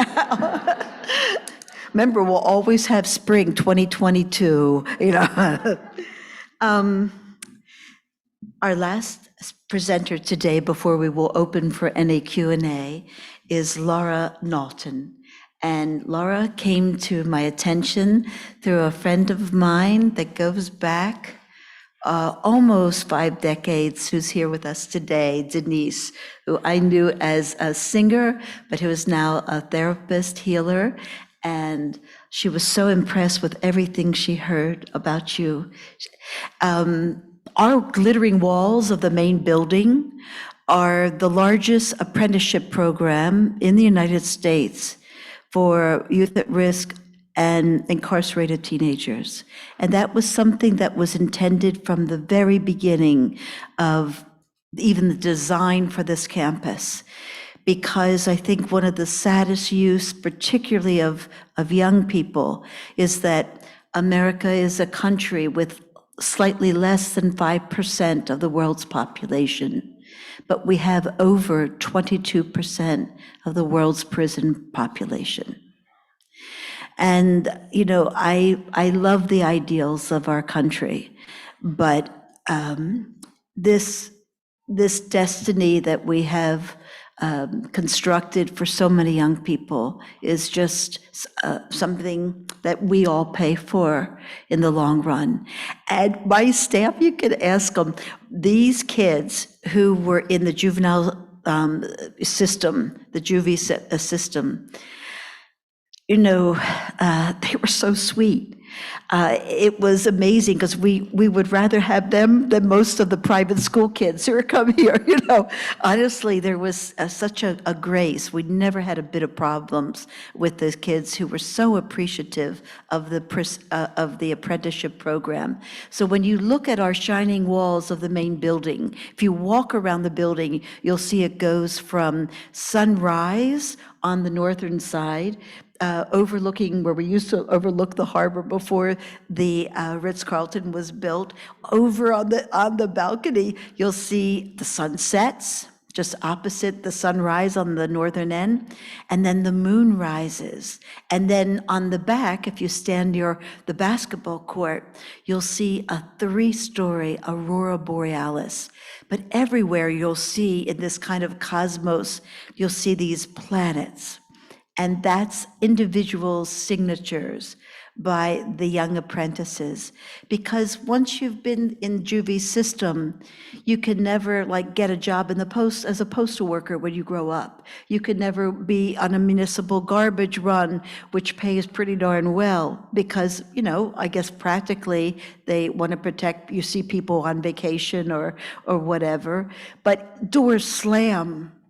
And so if you notice the craft in it is so terrific that they have the ability to become skilled, tile setters, etc., and to use it artistically or as a trade. So we have loved that experience and the way they earn through their apprenticeship in our walls, lifelong membership here at the museum. So let me tell you about Laura, Denise's kind of hero.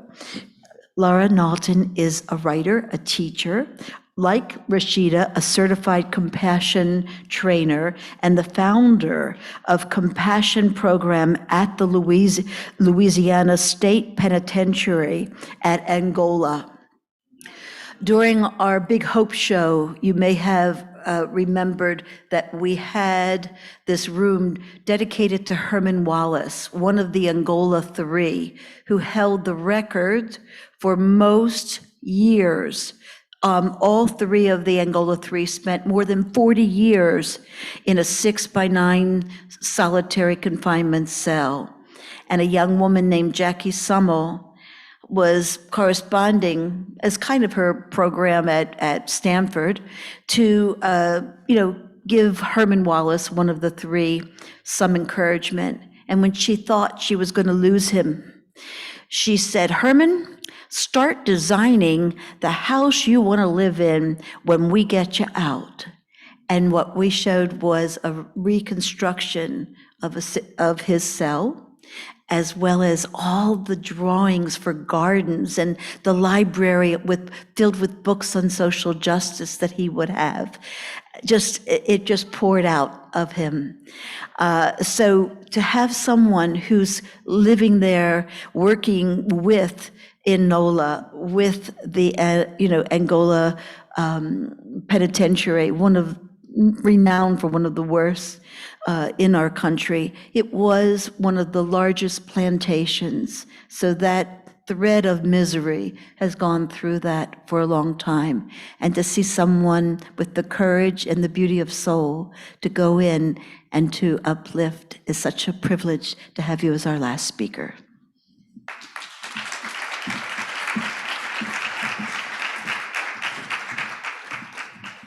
Thank you, Rebecca. Thank you, Gage. Thank you, Valerie and Melissa, and our soundboard, all the other speakers. Denise, where are you? Denise, thank you. And to all of you, do you have it in you for one more? Okay, good. All right. Okay. So I have slides. And as you just heard, I'm going to talk to you about compassion at the Louisiana State Penitentiary at Angola, Louisiana, otherwise known as Angola. And I want to start with a quote shared by Eric, who's serving a life sentence for first-degree murder. And I wonder if there's anyone here who would be willing to stand and with great voice be the voice of Eric for us and read this quote. Thank you. Oh, however you can project. Compassion has a friendship with all of life and humanity. Compassion is the friend of suffering. It is committed to sorrow, joy, pain, and healing, all at once. Thank you. I mean, we know that compassion is recognizing suffering and being motivated to help. And we help not just to reduce suffering, but to also increase joy. So the next slide. In order to share with you about the compassion program at Angola, I'm actually going to step back and explain how an experience that I had with violent crime led me to Angola. So some years ago, I was traveling in Belize when I was picked up by a man pretending to be a cab driver. I was kidnapped at knife point into the jungle where I was robbed and raped. And while I was with this man, I couldn't run, I couldn't hide, I couldn't overpower him. All I could do was turn toward his pain, and his pain was palpable. It was so obvious that if I wanted to be okay, he would have to be okay. We were that interconnected. And so I listened to him rant, I counseled him, I prayed over him, I held his hands, and eventually he softened. I didn't get out untouched, but I got out alive, and that was my main goal. And after wreaking all of that violence, he actually drove me back to the cabana where I was staying as though he were my cab driver, because he said he didn't want me to be out in the jungle where it wasn't safe. So I never saw him again, and I don't know his fate, but I became obsessed with a few questions. And the first is, what just happened? What is this thing, compassion? How does it work? And the second was, if compassion is powerful enough to lower a knife, what happens if compassion is applied on a much larger scale? And third is, when proximity changes, does interconnectedness change? because I had a sense that my healing was somehow still connected with his. So I had no idea how to answer these questions, but I'm a writer, and I hoped that I could write my way into answers. So the first thing I did was I wrote a book called The Jaguar Man, and it was a very healing process, but it didn't answer any of my questions. So then I went to Stanford, and I became a certified compassion trainer through the Center for Compassion and Altruism, created by Dr. James Doty. And that gave me a wonderful compassion community. I learned a lot about the science and philosophy of compassion, but it did not answer my questions. And then a very surprising thing happened. I got a call literally out of the blue from Angola, inviting me to speak from a survivor perspective at a conference they were hosting on prison reform. So after that day, I just kept going back. And over the next 5 years, a small group of men who are incarcerated and I built a prison-wide compassion program. And so the next slide. So a little bit of context about Angola. First of all, the United States incarcerates more people than any other country in the world, which means that Louisiana and Oklahoma have the highest incarceration rates in the world. Angola is one of the largest maximum security prisons in the country, both in size and in population. There are approximately 6,000 men incarcerated there today. 75% are Black. 95% have life sentences without the possibility of parole. Angola sits on 18,000 acres of fertile farmland. That's larger than Manhattan. It's surrounded on 3 sides by the Mississippi River and the 4th side by the Tunica Hills. So there really is no way out. The name Angola actually comes from the homeland of the enslaved Africans who worked the land when Angola was a slave plantation. It's still a working farm. Most of the food that's consumed at Angola is grown and harvested by people who are incarcerated there, and men do still pick cotton for 2 cents an hour. Angola is so huge that it's actually divided into different camps. Each camp has its own warden and programming staff and functions like an individual prison within the larger complex. There's also something called the B-line, which is a small town for correction officers and their families right on prison grounds up the road from death row. There is a ballpark, a golf course, a post office, and many, many people are born and raised right in Angola and then spend their careers as correction officers there. Angola is not really known for its unique programming, but it does have a lot of really incredible programs there. One is the Mentor Program, where incarcerated men serve as social and vocational mentors to other incarcerated people. There's the Bible College, where people can earn a bachelor's, master's, or PhD in theology and become inmate pastors and have their own congregations. There's a really beautiful hospice program that aids the aging population as they die, while other men hand build caskets and hold funeral processions to the cemetery that is at Angola.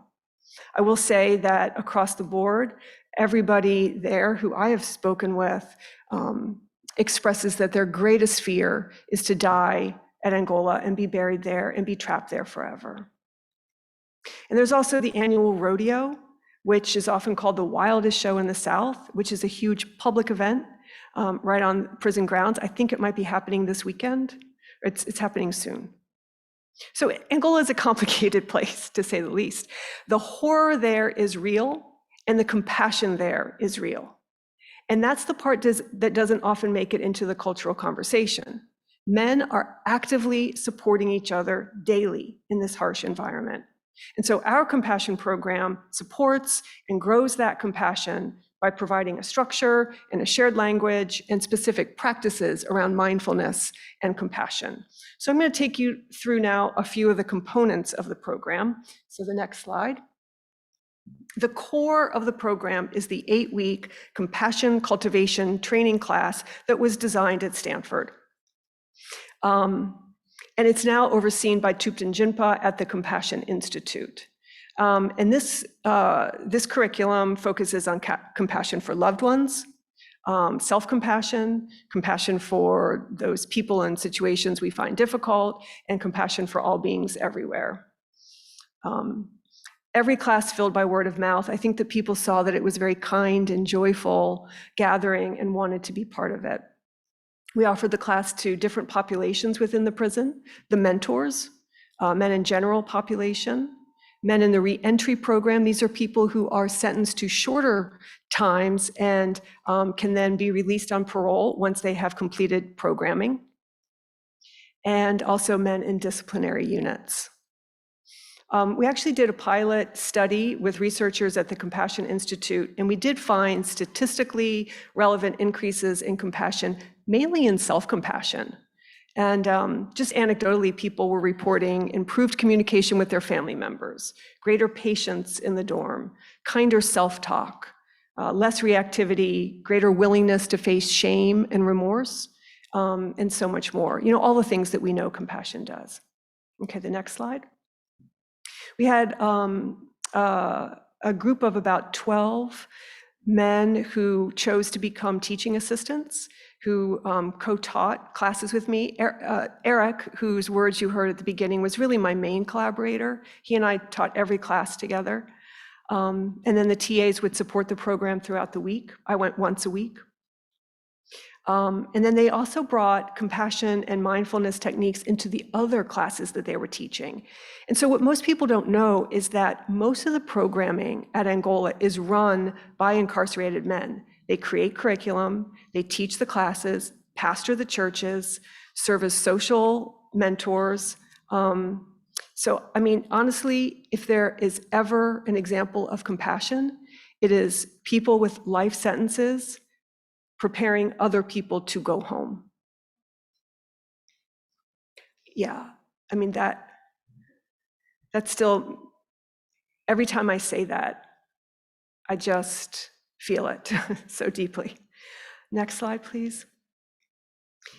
The 5th week of the 8-week curriculum focuses on common humanity. So that week, we always invited a group of men from New Orleans and Baton Rouge to join us for a combined workshop and then fellowship over lunch.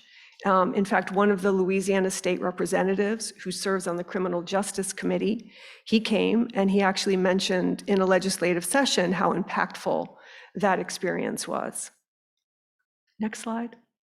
We expanded that community involvement by offering a series of day-long compassion conferences where inmates and community members, activists, politicians, service providers all came together at Angola to discuss issues within corrections through the lens of compassion.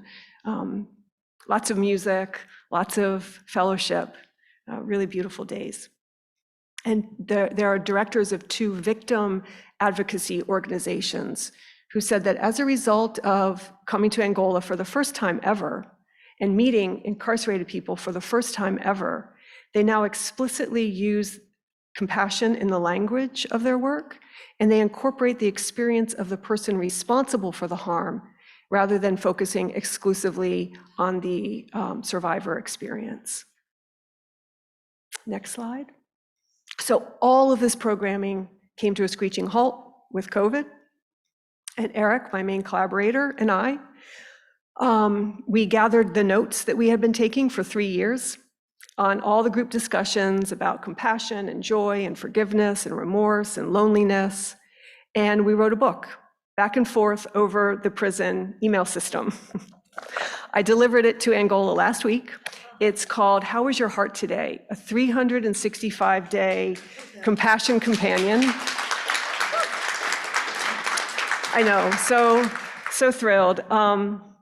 There's an entry for every day of the year, either just a message of encouragement or some sort of instruction about compassion and mindfulness. And I know Eric well enough to know he's very aware of time, and he knows that I'm speaking this afternoon, and today is the day that he is starting to distribute these. So I know that he is distributing them right now as we speak. There are 600 that made it to Angola. Okay, the next slide.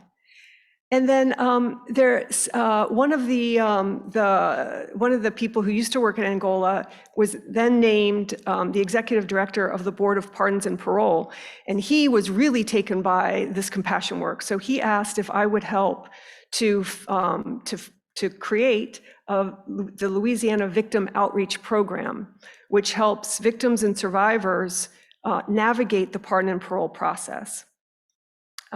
So I did that as a consultant for about a year.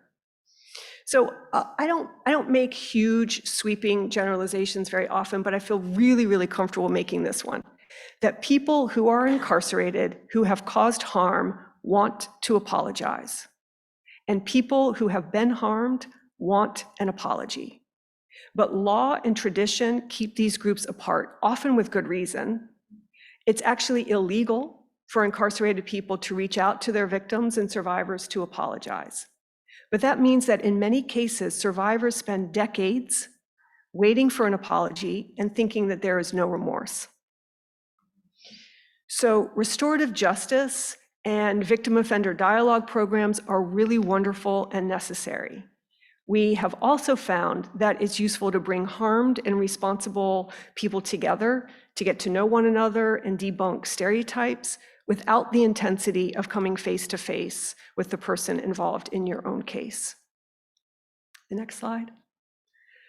So I actually had my own experience of restorative justice by proxy.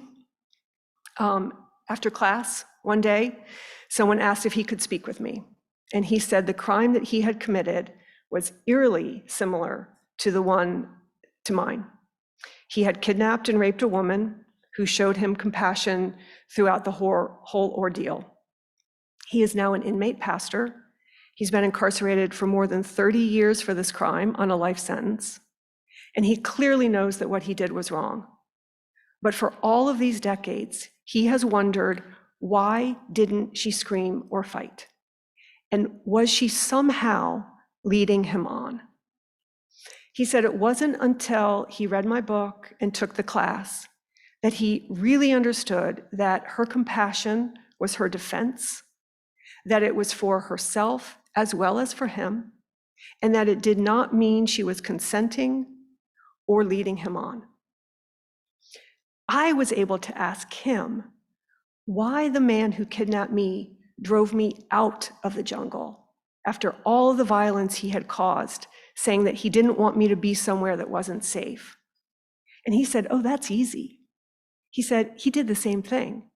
He dropped off the woman and then he hid and watched to make sure that she got out okay. He said that she was the first person who had been kind to him in so long. He said, I was protecting kindness. So when we're this deep in somebody's personal story, we hit contradiction and complexity. We are not one-dimensional beings, none of us, good or bad, angel or monster. We are mixed up, messed up, full of anger and full of love, often at the same time. But I am finding that compassion is a lens that is wide enough to fit all of it. And as for big questions, I'm starting to be okay with some simplicity. That crime is relational, that healing is relational, and compassion helps. So is there, yes. I wonder if someone would be willing to be the voice of Justin. Now, Justin is another TA in the compassion program. He has a life sentence for second-degree murder, although he just successfully went through the pardon process, and he should be coming home this year. And is there anyone? Yes, thank you. We often think that when we heal, it's all good, but in reality, healing leaves scars. Scars can either be a reminder of the hurt, or they can be a reminder of the healing. Compassion causes you to see the healing instead of the hurt. Yeah.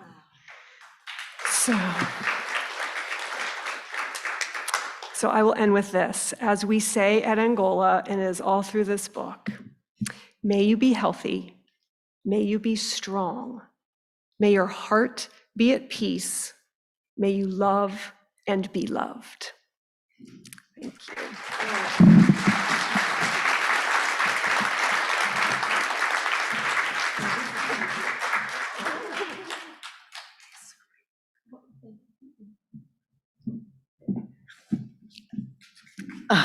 Laura, thank you so much. When people a lot of times ask me what's the most creative thing I've ever seen, and they expect me to say a specific work of art that blew my mind amongst the many, and I always answer them in one way. I said, the most incredible thing I've ever seen, most creative, is the truth and reconciliation process that came out of the horror of apartheid.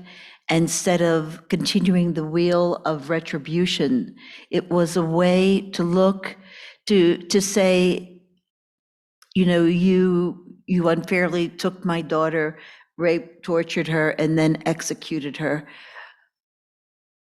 Tell me, did she say anything? Where did she have any last words? Where is she buried? That the idea was that even in the worst behavior, if everybody could just be finally honest with one another, that the healing could begin. Brian Stevenson, a great American champion of greater compassion in the prison system, says something that's valid to all of us, that we are more than the worst thing that we have ever done. So Laura, I just wasn't prepared for the impact of your work. And is this something, that many years ago, we worked in the women's prison here in Baltimore, the detention center. It wasn't a prison, but guess what? When you're too poor to make bail, the average duration that you are as a woman, let's say you were in a big drug sweep and you weren't even doing drugs, you were in the wrong place at the wrong time, and you're too poor to be able to get set bail, is the average time in the women's detention center was 7 to 9 months. And you don't know who's watching your kids. It's really like a rung, of hell, I have to tell you.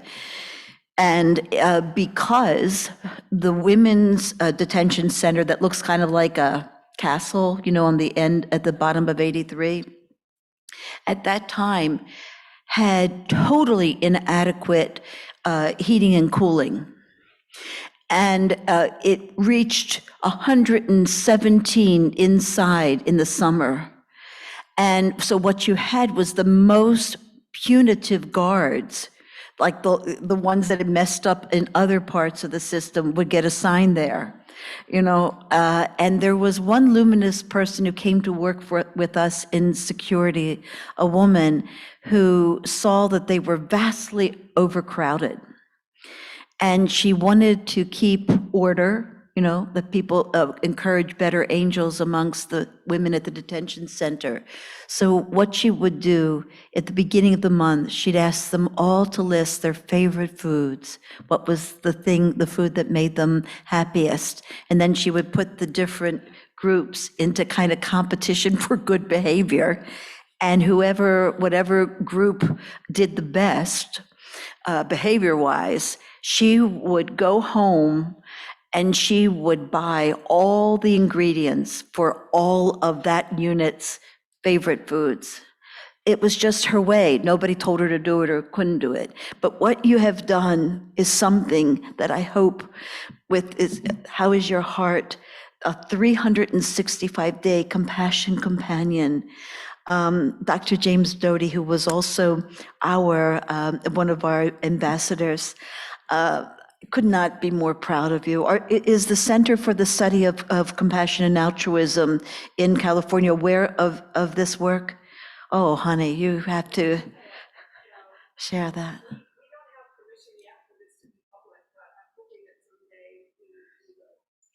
What will it take for it to go public? Okay, and I know, are you Randy? Hi, so I told you, Okay, this man here with the blue mask and a black top is Randy Fertel, who lives in New Orleans, who really came here today so when he realized that you were going to be speaking, so thank you. Do you have any, I don't know, not naked pictures of the correction duration, but yes.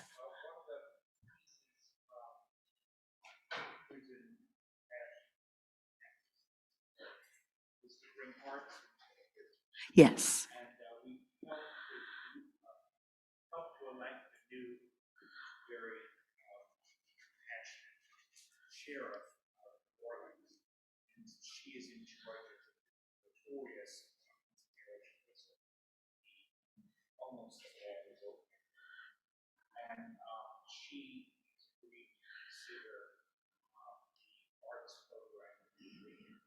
Wow.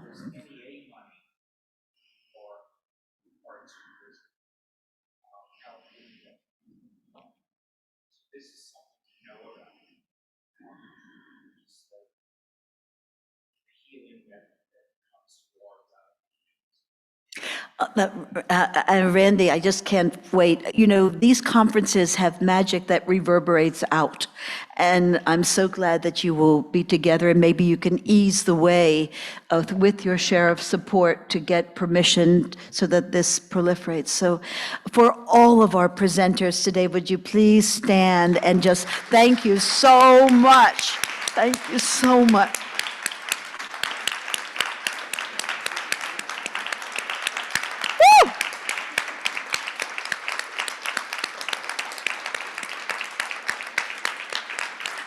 I want to call for a question and answers, but I want to give a shout out to our Maryland productions who have just made our life so much easier. Our staff, I know, really so appreciates the professionalism in which you do what you do and bringing this program out. So big hand to you as well.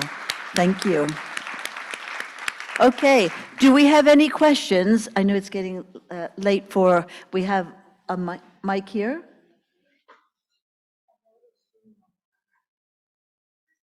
Okay, so again, this is being recorded. Anybody have some questions for any of our presenters? I have a question for Dana. I'd like to, can we get a copy of your visualization that you had for the healing centers and wellness centers? I'm sorry, who are you addressing? I think it's Dana. No, Dana Ullman was the person who spoke about the history of the AMA. Are you speaking about Laura, the last presenter? I'm sorry, no. No? Sorry. Rashida? You go up and give a lovely tap on the shoulders of anybody you wanted to speak. Oh, Tracy, Yes, Tracy Gaudet. Tracy, I'm sorry, but can we get a copy of your visualization? It was wonderful. How do we do that? I can send it to Rebecca. Okay. Yeah, can we post it somewhere, Gage and Melissa and Valerie? Yeah, okay, we Thank you can, so we much. can. Thank you. Thank you, the Tracy. Okay, that's all right. I'm what do you call, impaired too. I can remember everything about a person but their name, so don't worry, but thank you, Tracy. Any other questions or comments? Yes, Denise? So, thank you, Rebecca. All of your speakers were unbelievable. I just kept thinking, oh, well, the next one can't be as good, and it just, each time. So thank you for everything. It's just this amazing museum and all your incredible work that's gone into it for so many years, and for this extremely inspiring, very moving program. And my question for you is, when can we display this art from our prisoners, which is so amazing? I work also with felons, Yes. and I've just been blown away by their creativity and their passion and the love and healing that comes through in their artwork. So when's the showing going to be here? We have, thank you, Denise. I know you flew all the way in just for this program from Santa Fe. We have shown artwork made by prisoners. In fact, right now, we have the work by Ray Matterson, which we've shown many times, but in the permanent collection, which when he was in prison, he unraveled sock threads, really hard to do, and does these incredible embroideries that are 1,200 stitches per square inch. And we have shown other work, as I'm explaining, with Herman Wallace and his view of the home he always wanted to live in, et cetera, many other incarcerated, both women and men. But we always choose themes that are at the, as you were going, Tracy, at the heart of it. So if we do, I will never do an exhibition where we group artists because of their color or their ethnicity or even their gender. People say, when are you going to do? You're so great about, being a woman leader. When will you do an exhibition all just devoted to women artists? And I said, never. I said, I wouldn't want to be in a show just because I happen to have a vagina, right?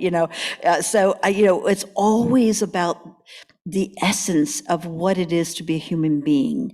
So instead of just having all of these people were prisoners, we might have a gallery component of that, but it might be about the longing for home or isolation or so we would look at people who have been isolated for all sorts of reasons. I went down as a guest of the federal government when I was thinking up the museum to look at 100 years of art making at the last leprosy colony in continental US.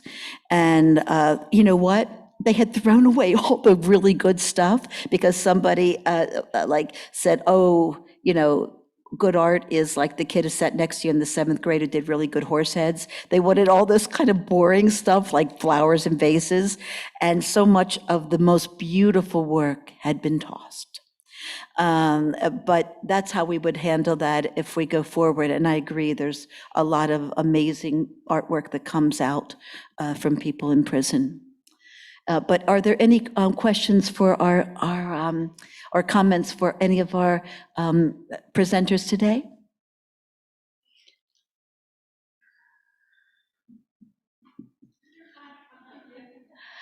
Thank you. Sure, yeah. Actually, it's for all the people on the panel.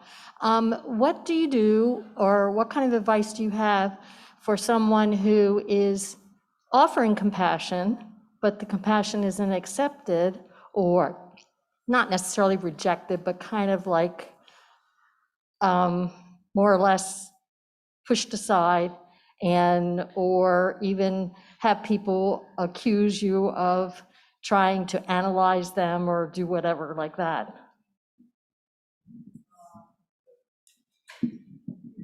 So when you give and you don't want anything in return. So that's the first thing I would say. Were you able to hear her? Yes, and so giving is, you give because you're giving from your heart, and you don't expect anything in return. That's number one. And the other thing is that I believe the constant, somebody told me this a while ago, long years ago, the constant dripping of water will wear away the hardest stone. So sometimes you are just planting a seed. Sometimes you may be in a space where you're watering a seed, and sometimes you may never get to see the fruit, the fruit, blossom, the tree, the fruit of whatever it is you do. So you just plant a seed, and that's what compassion is about too. You're planting a seed, and you're not attached to whether someone responds in that instant or not, because they may down the road get to feel what you want to do. And also working in communities, when you go into any space, respecting the space that you're going into. And once you see that community or those whatever population of people you're going to work with, as people who have wisdom in their own, in their own selves, and you respect that. So you're going to share. You're not so much coming to give. People come in, I'm going to heal this up. No, you're coming in to share. Because as much as you give or you share with other people, people give to you in communities too, and it's reciprocal. So that's my answer to that question. I hope it was it. Did you want to say something? Yes. I'll add a little something to that too. You know, in CCT, we talk about compassion having 4 parts. First, we recognize suffering, we care, then we wish for that suffering to be relieved, and then we're willing to act. And sometimes when we give compassion and it's not received, that really hurts. You know, we're disappointed. And so we can recognize, oh, in this moment, I hurt. In this moment, I care about my pain. In this moment, I wish for myself to feel better. And I'm willing to do something to support myself. So that it's a really beautiful time for some self-compassion as well.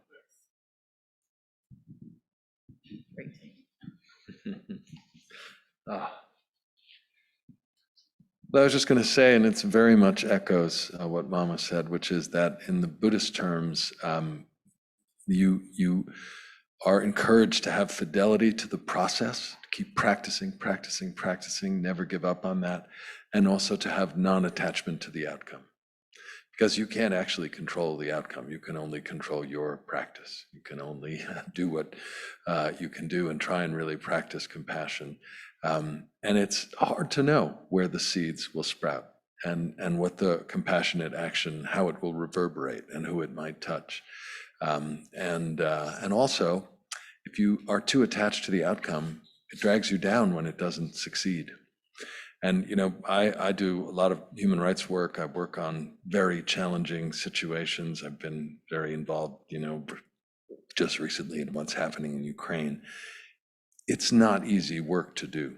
And if you're attached to the outcome, you can really go down. And, you know, I mentor a lot of junior people. That is a critical message.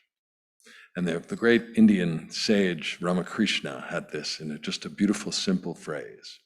Up with the practice, down with the view. Down with the what? The view. Yeah, up with the practice, down with the view.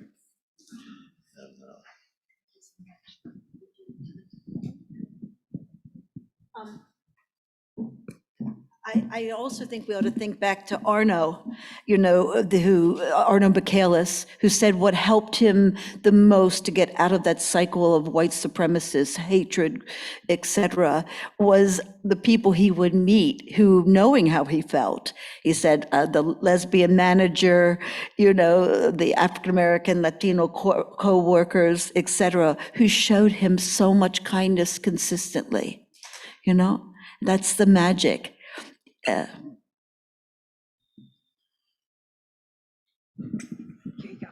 So there's another part of compassion that I know all of you understand so well, and that is understanding. And so with understanding comes love. I think compassion and understanding are kind of the same thing.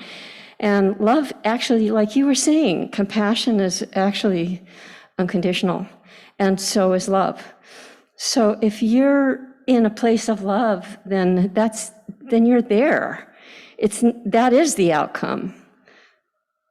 Yeah. I was just wondering if it would be okay if we finish. I'm not saying we should do it now, but when we finish, if we could have the love song again, if you'd be willing to lead us through that. That was a very, very great question. Because when you do. I wanted to say that was a very, very great question, because when you're doing work, it comes up.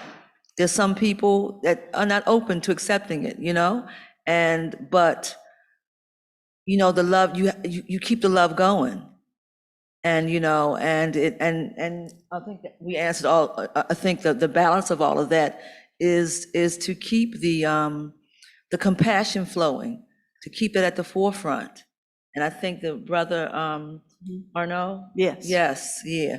And what he was saying, you know, it was that love kept coming at every door, you know, and that's important. Yeah, but that was a great, great question. The other thing is you can't control someone outside of yourself, ever, but you can work to control the quality of what you want to come from you, you know? I don't have a question, I just have something somebody told me once, and I think it has to do with compassion and what your question was as far as it not being received. I think a lot of times you just have to be present and hold the space for the person you're trying to be compassionate with. I think that's really great. Now, our staff knows one of our great honorees of our highest award was a person who I think is kind of a living saint, and his name, he wouldn't describe himself like that, is Daryl Davis. And, we've worked with Archbishop Desmond Tutu here. We've worked with Patch Adams, and just some fabulous people who are really good in their niche of loving. But Daryl his father was the first African-American Foreign Service worker. And so he grew up in places like Japan and with kids from every background, Swedish kids, African kids, and, they were all Foreign Service kids together, and he never saw anything but another kid, And then he came home to Boston when he was 8, and he experienced where he couldn't believe it. Garbage was being thrown at him when he was in a parade of Boy Scouts. And he said, why would they do that to the Boy Scouts? And then all the parents went only around him. He was the only African-American Boy Scout in that particular troop. And he said, well, why would they hate me? They don't even know me. And that became the impetus for his lifelong the commitment to figuring that out. And he wrote a book I highly recommend called Clandestine, not with a C, but with a K.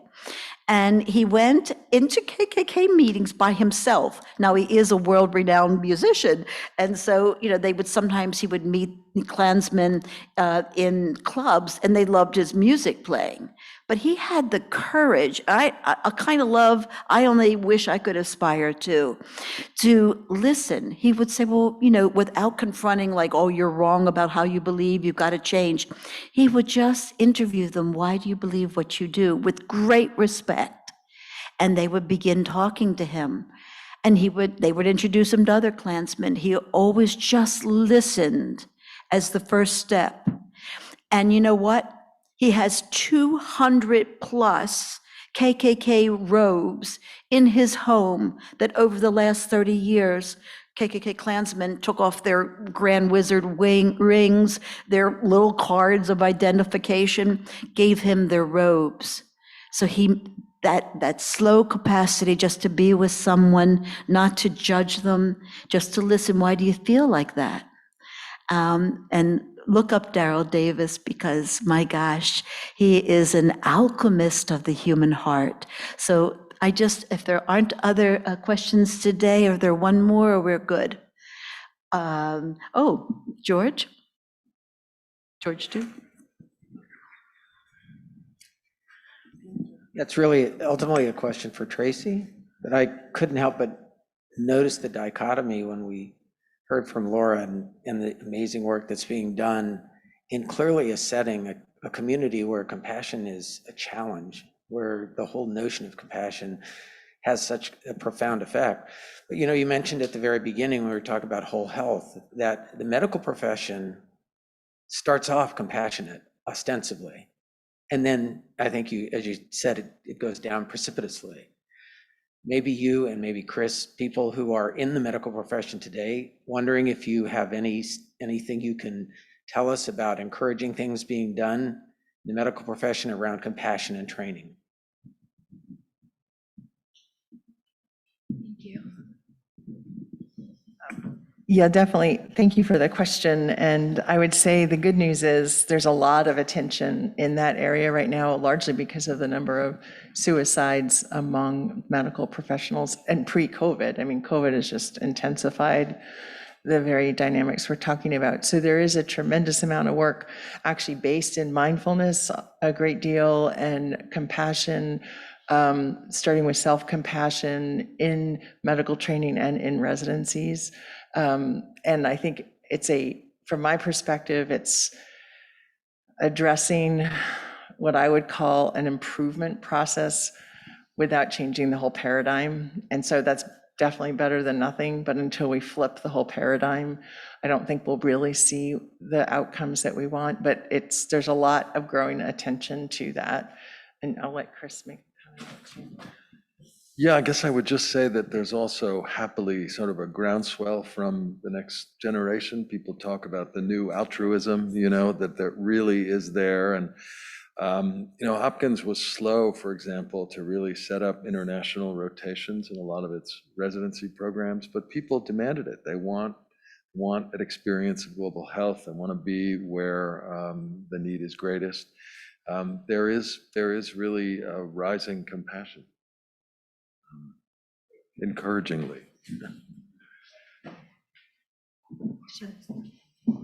I think some of you may be worried about your meters running out, et cetera. So on that note, just thank you today for being here. Thank you to the Logans. Thank you, Maryland Production. Thank you to fabulous staff. And above all, Gage, who made everything really come together, and Melissa, who's giving up her day, and Valerie there, and all of our presenters. Thank you with the whole heart. Thank you. Happy spring.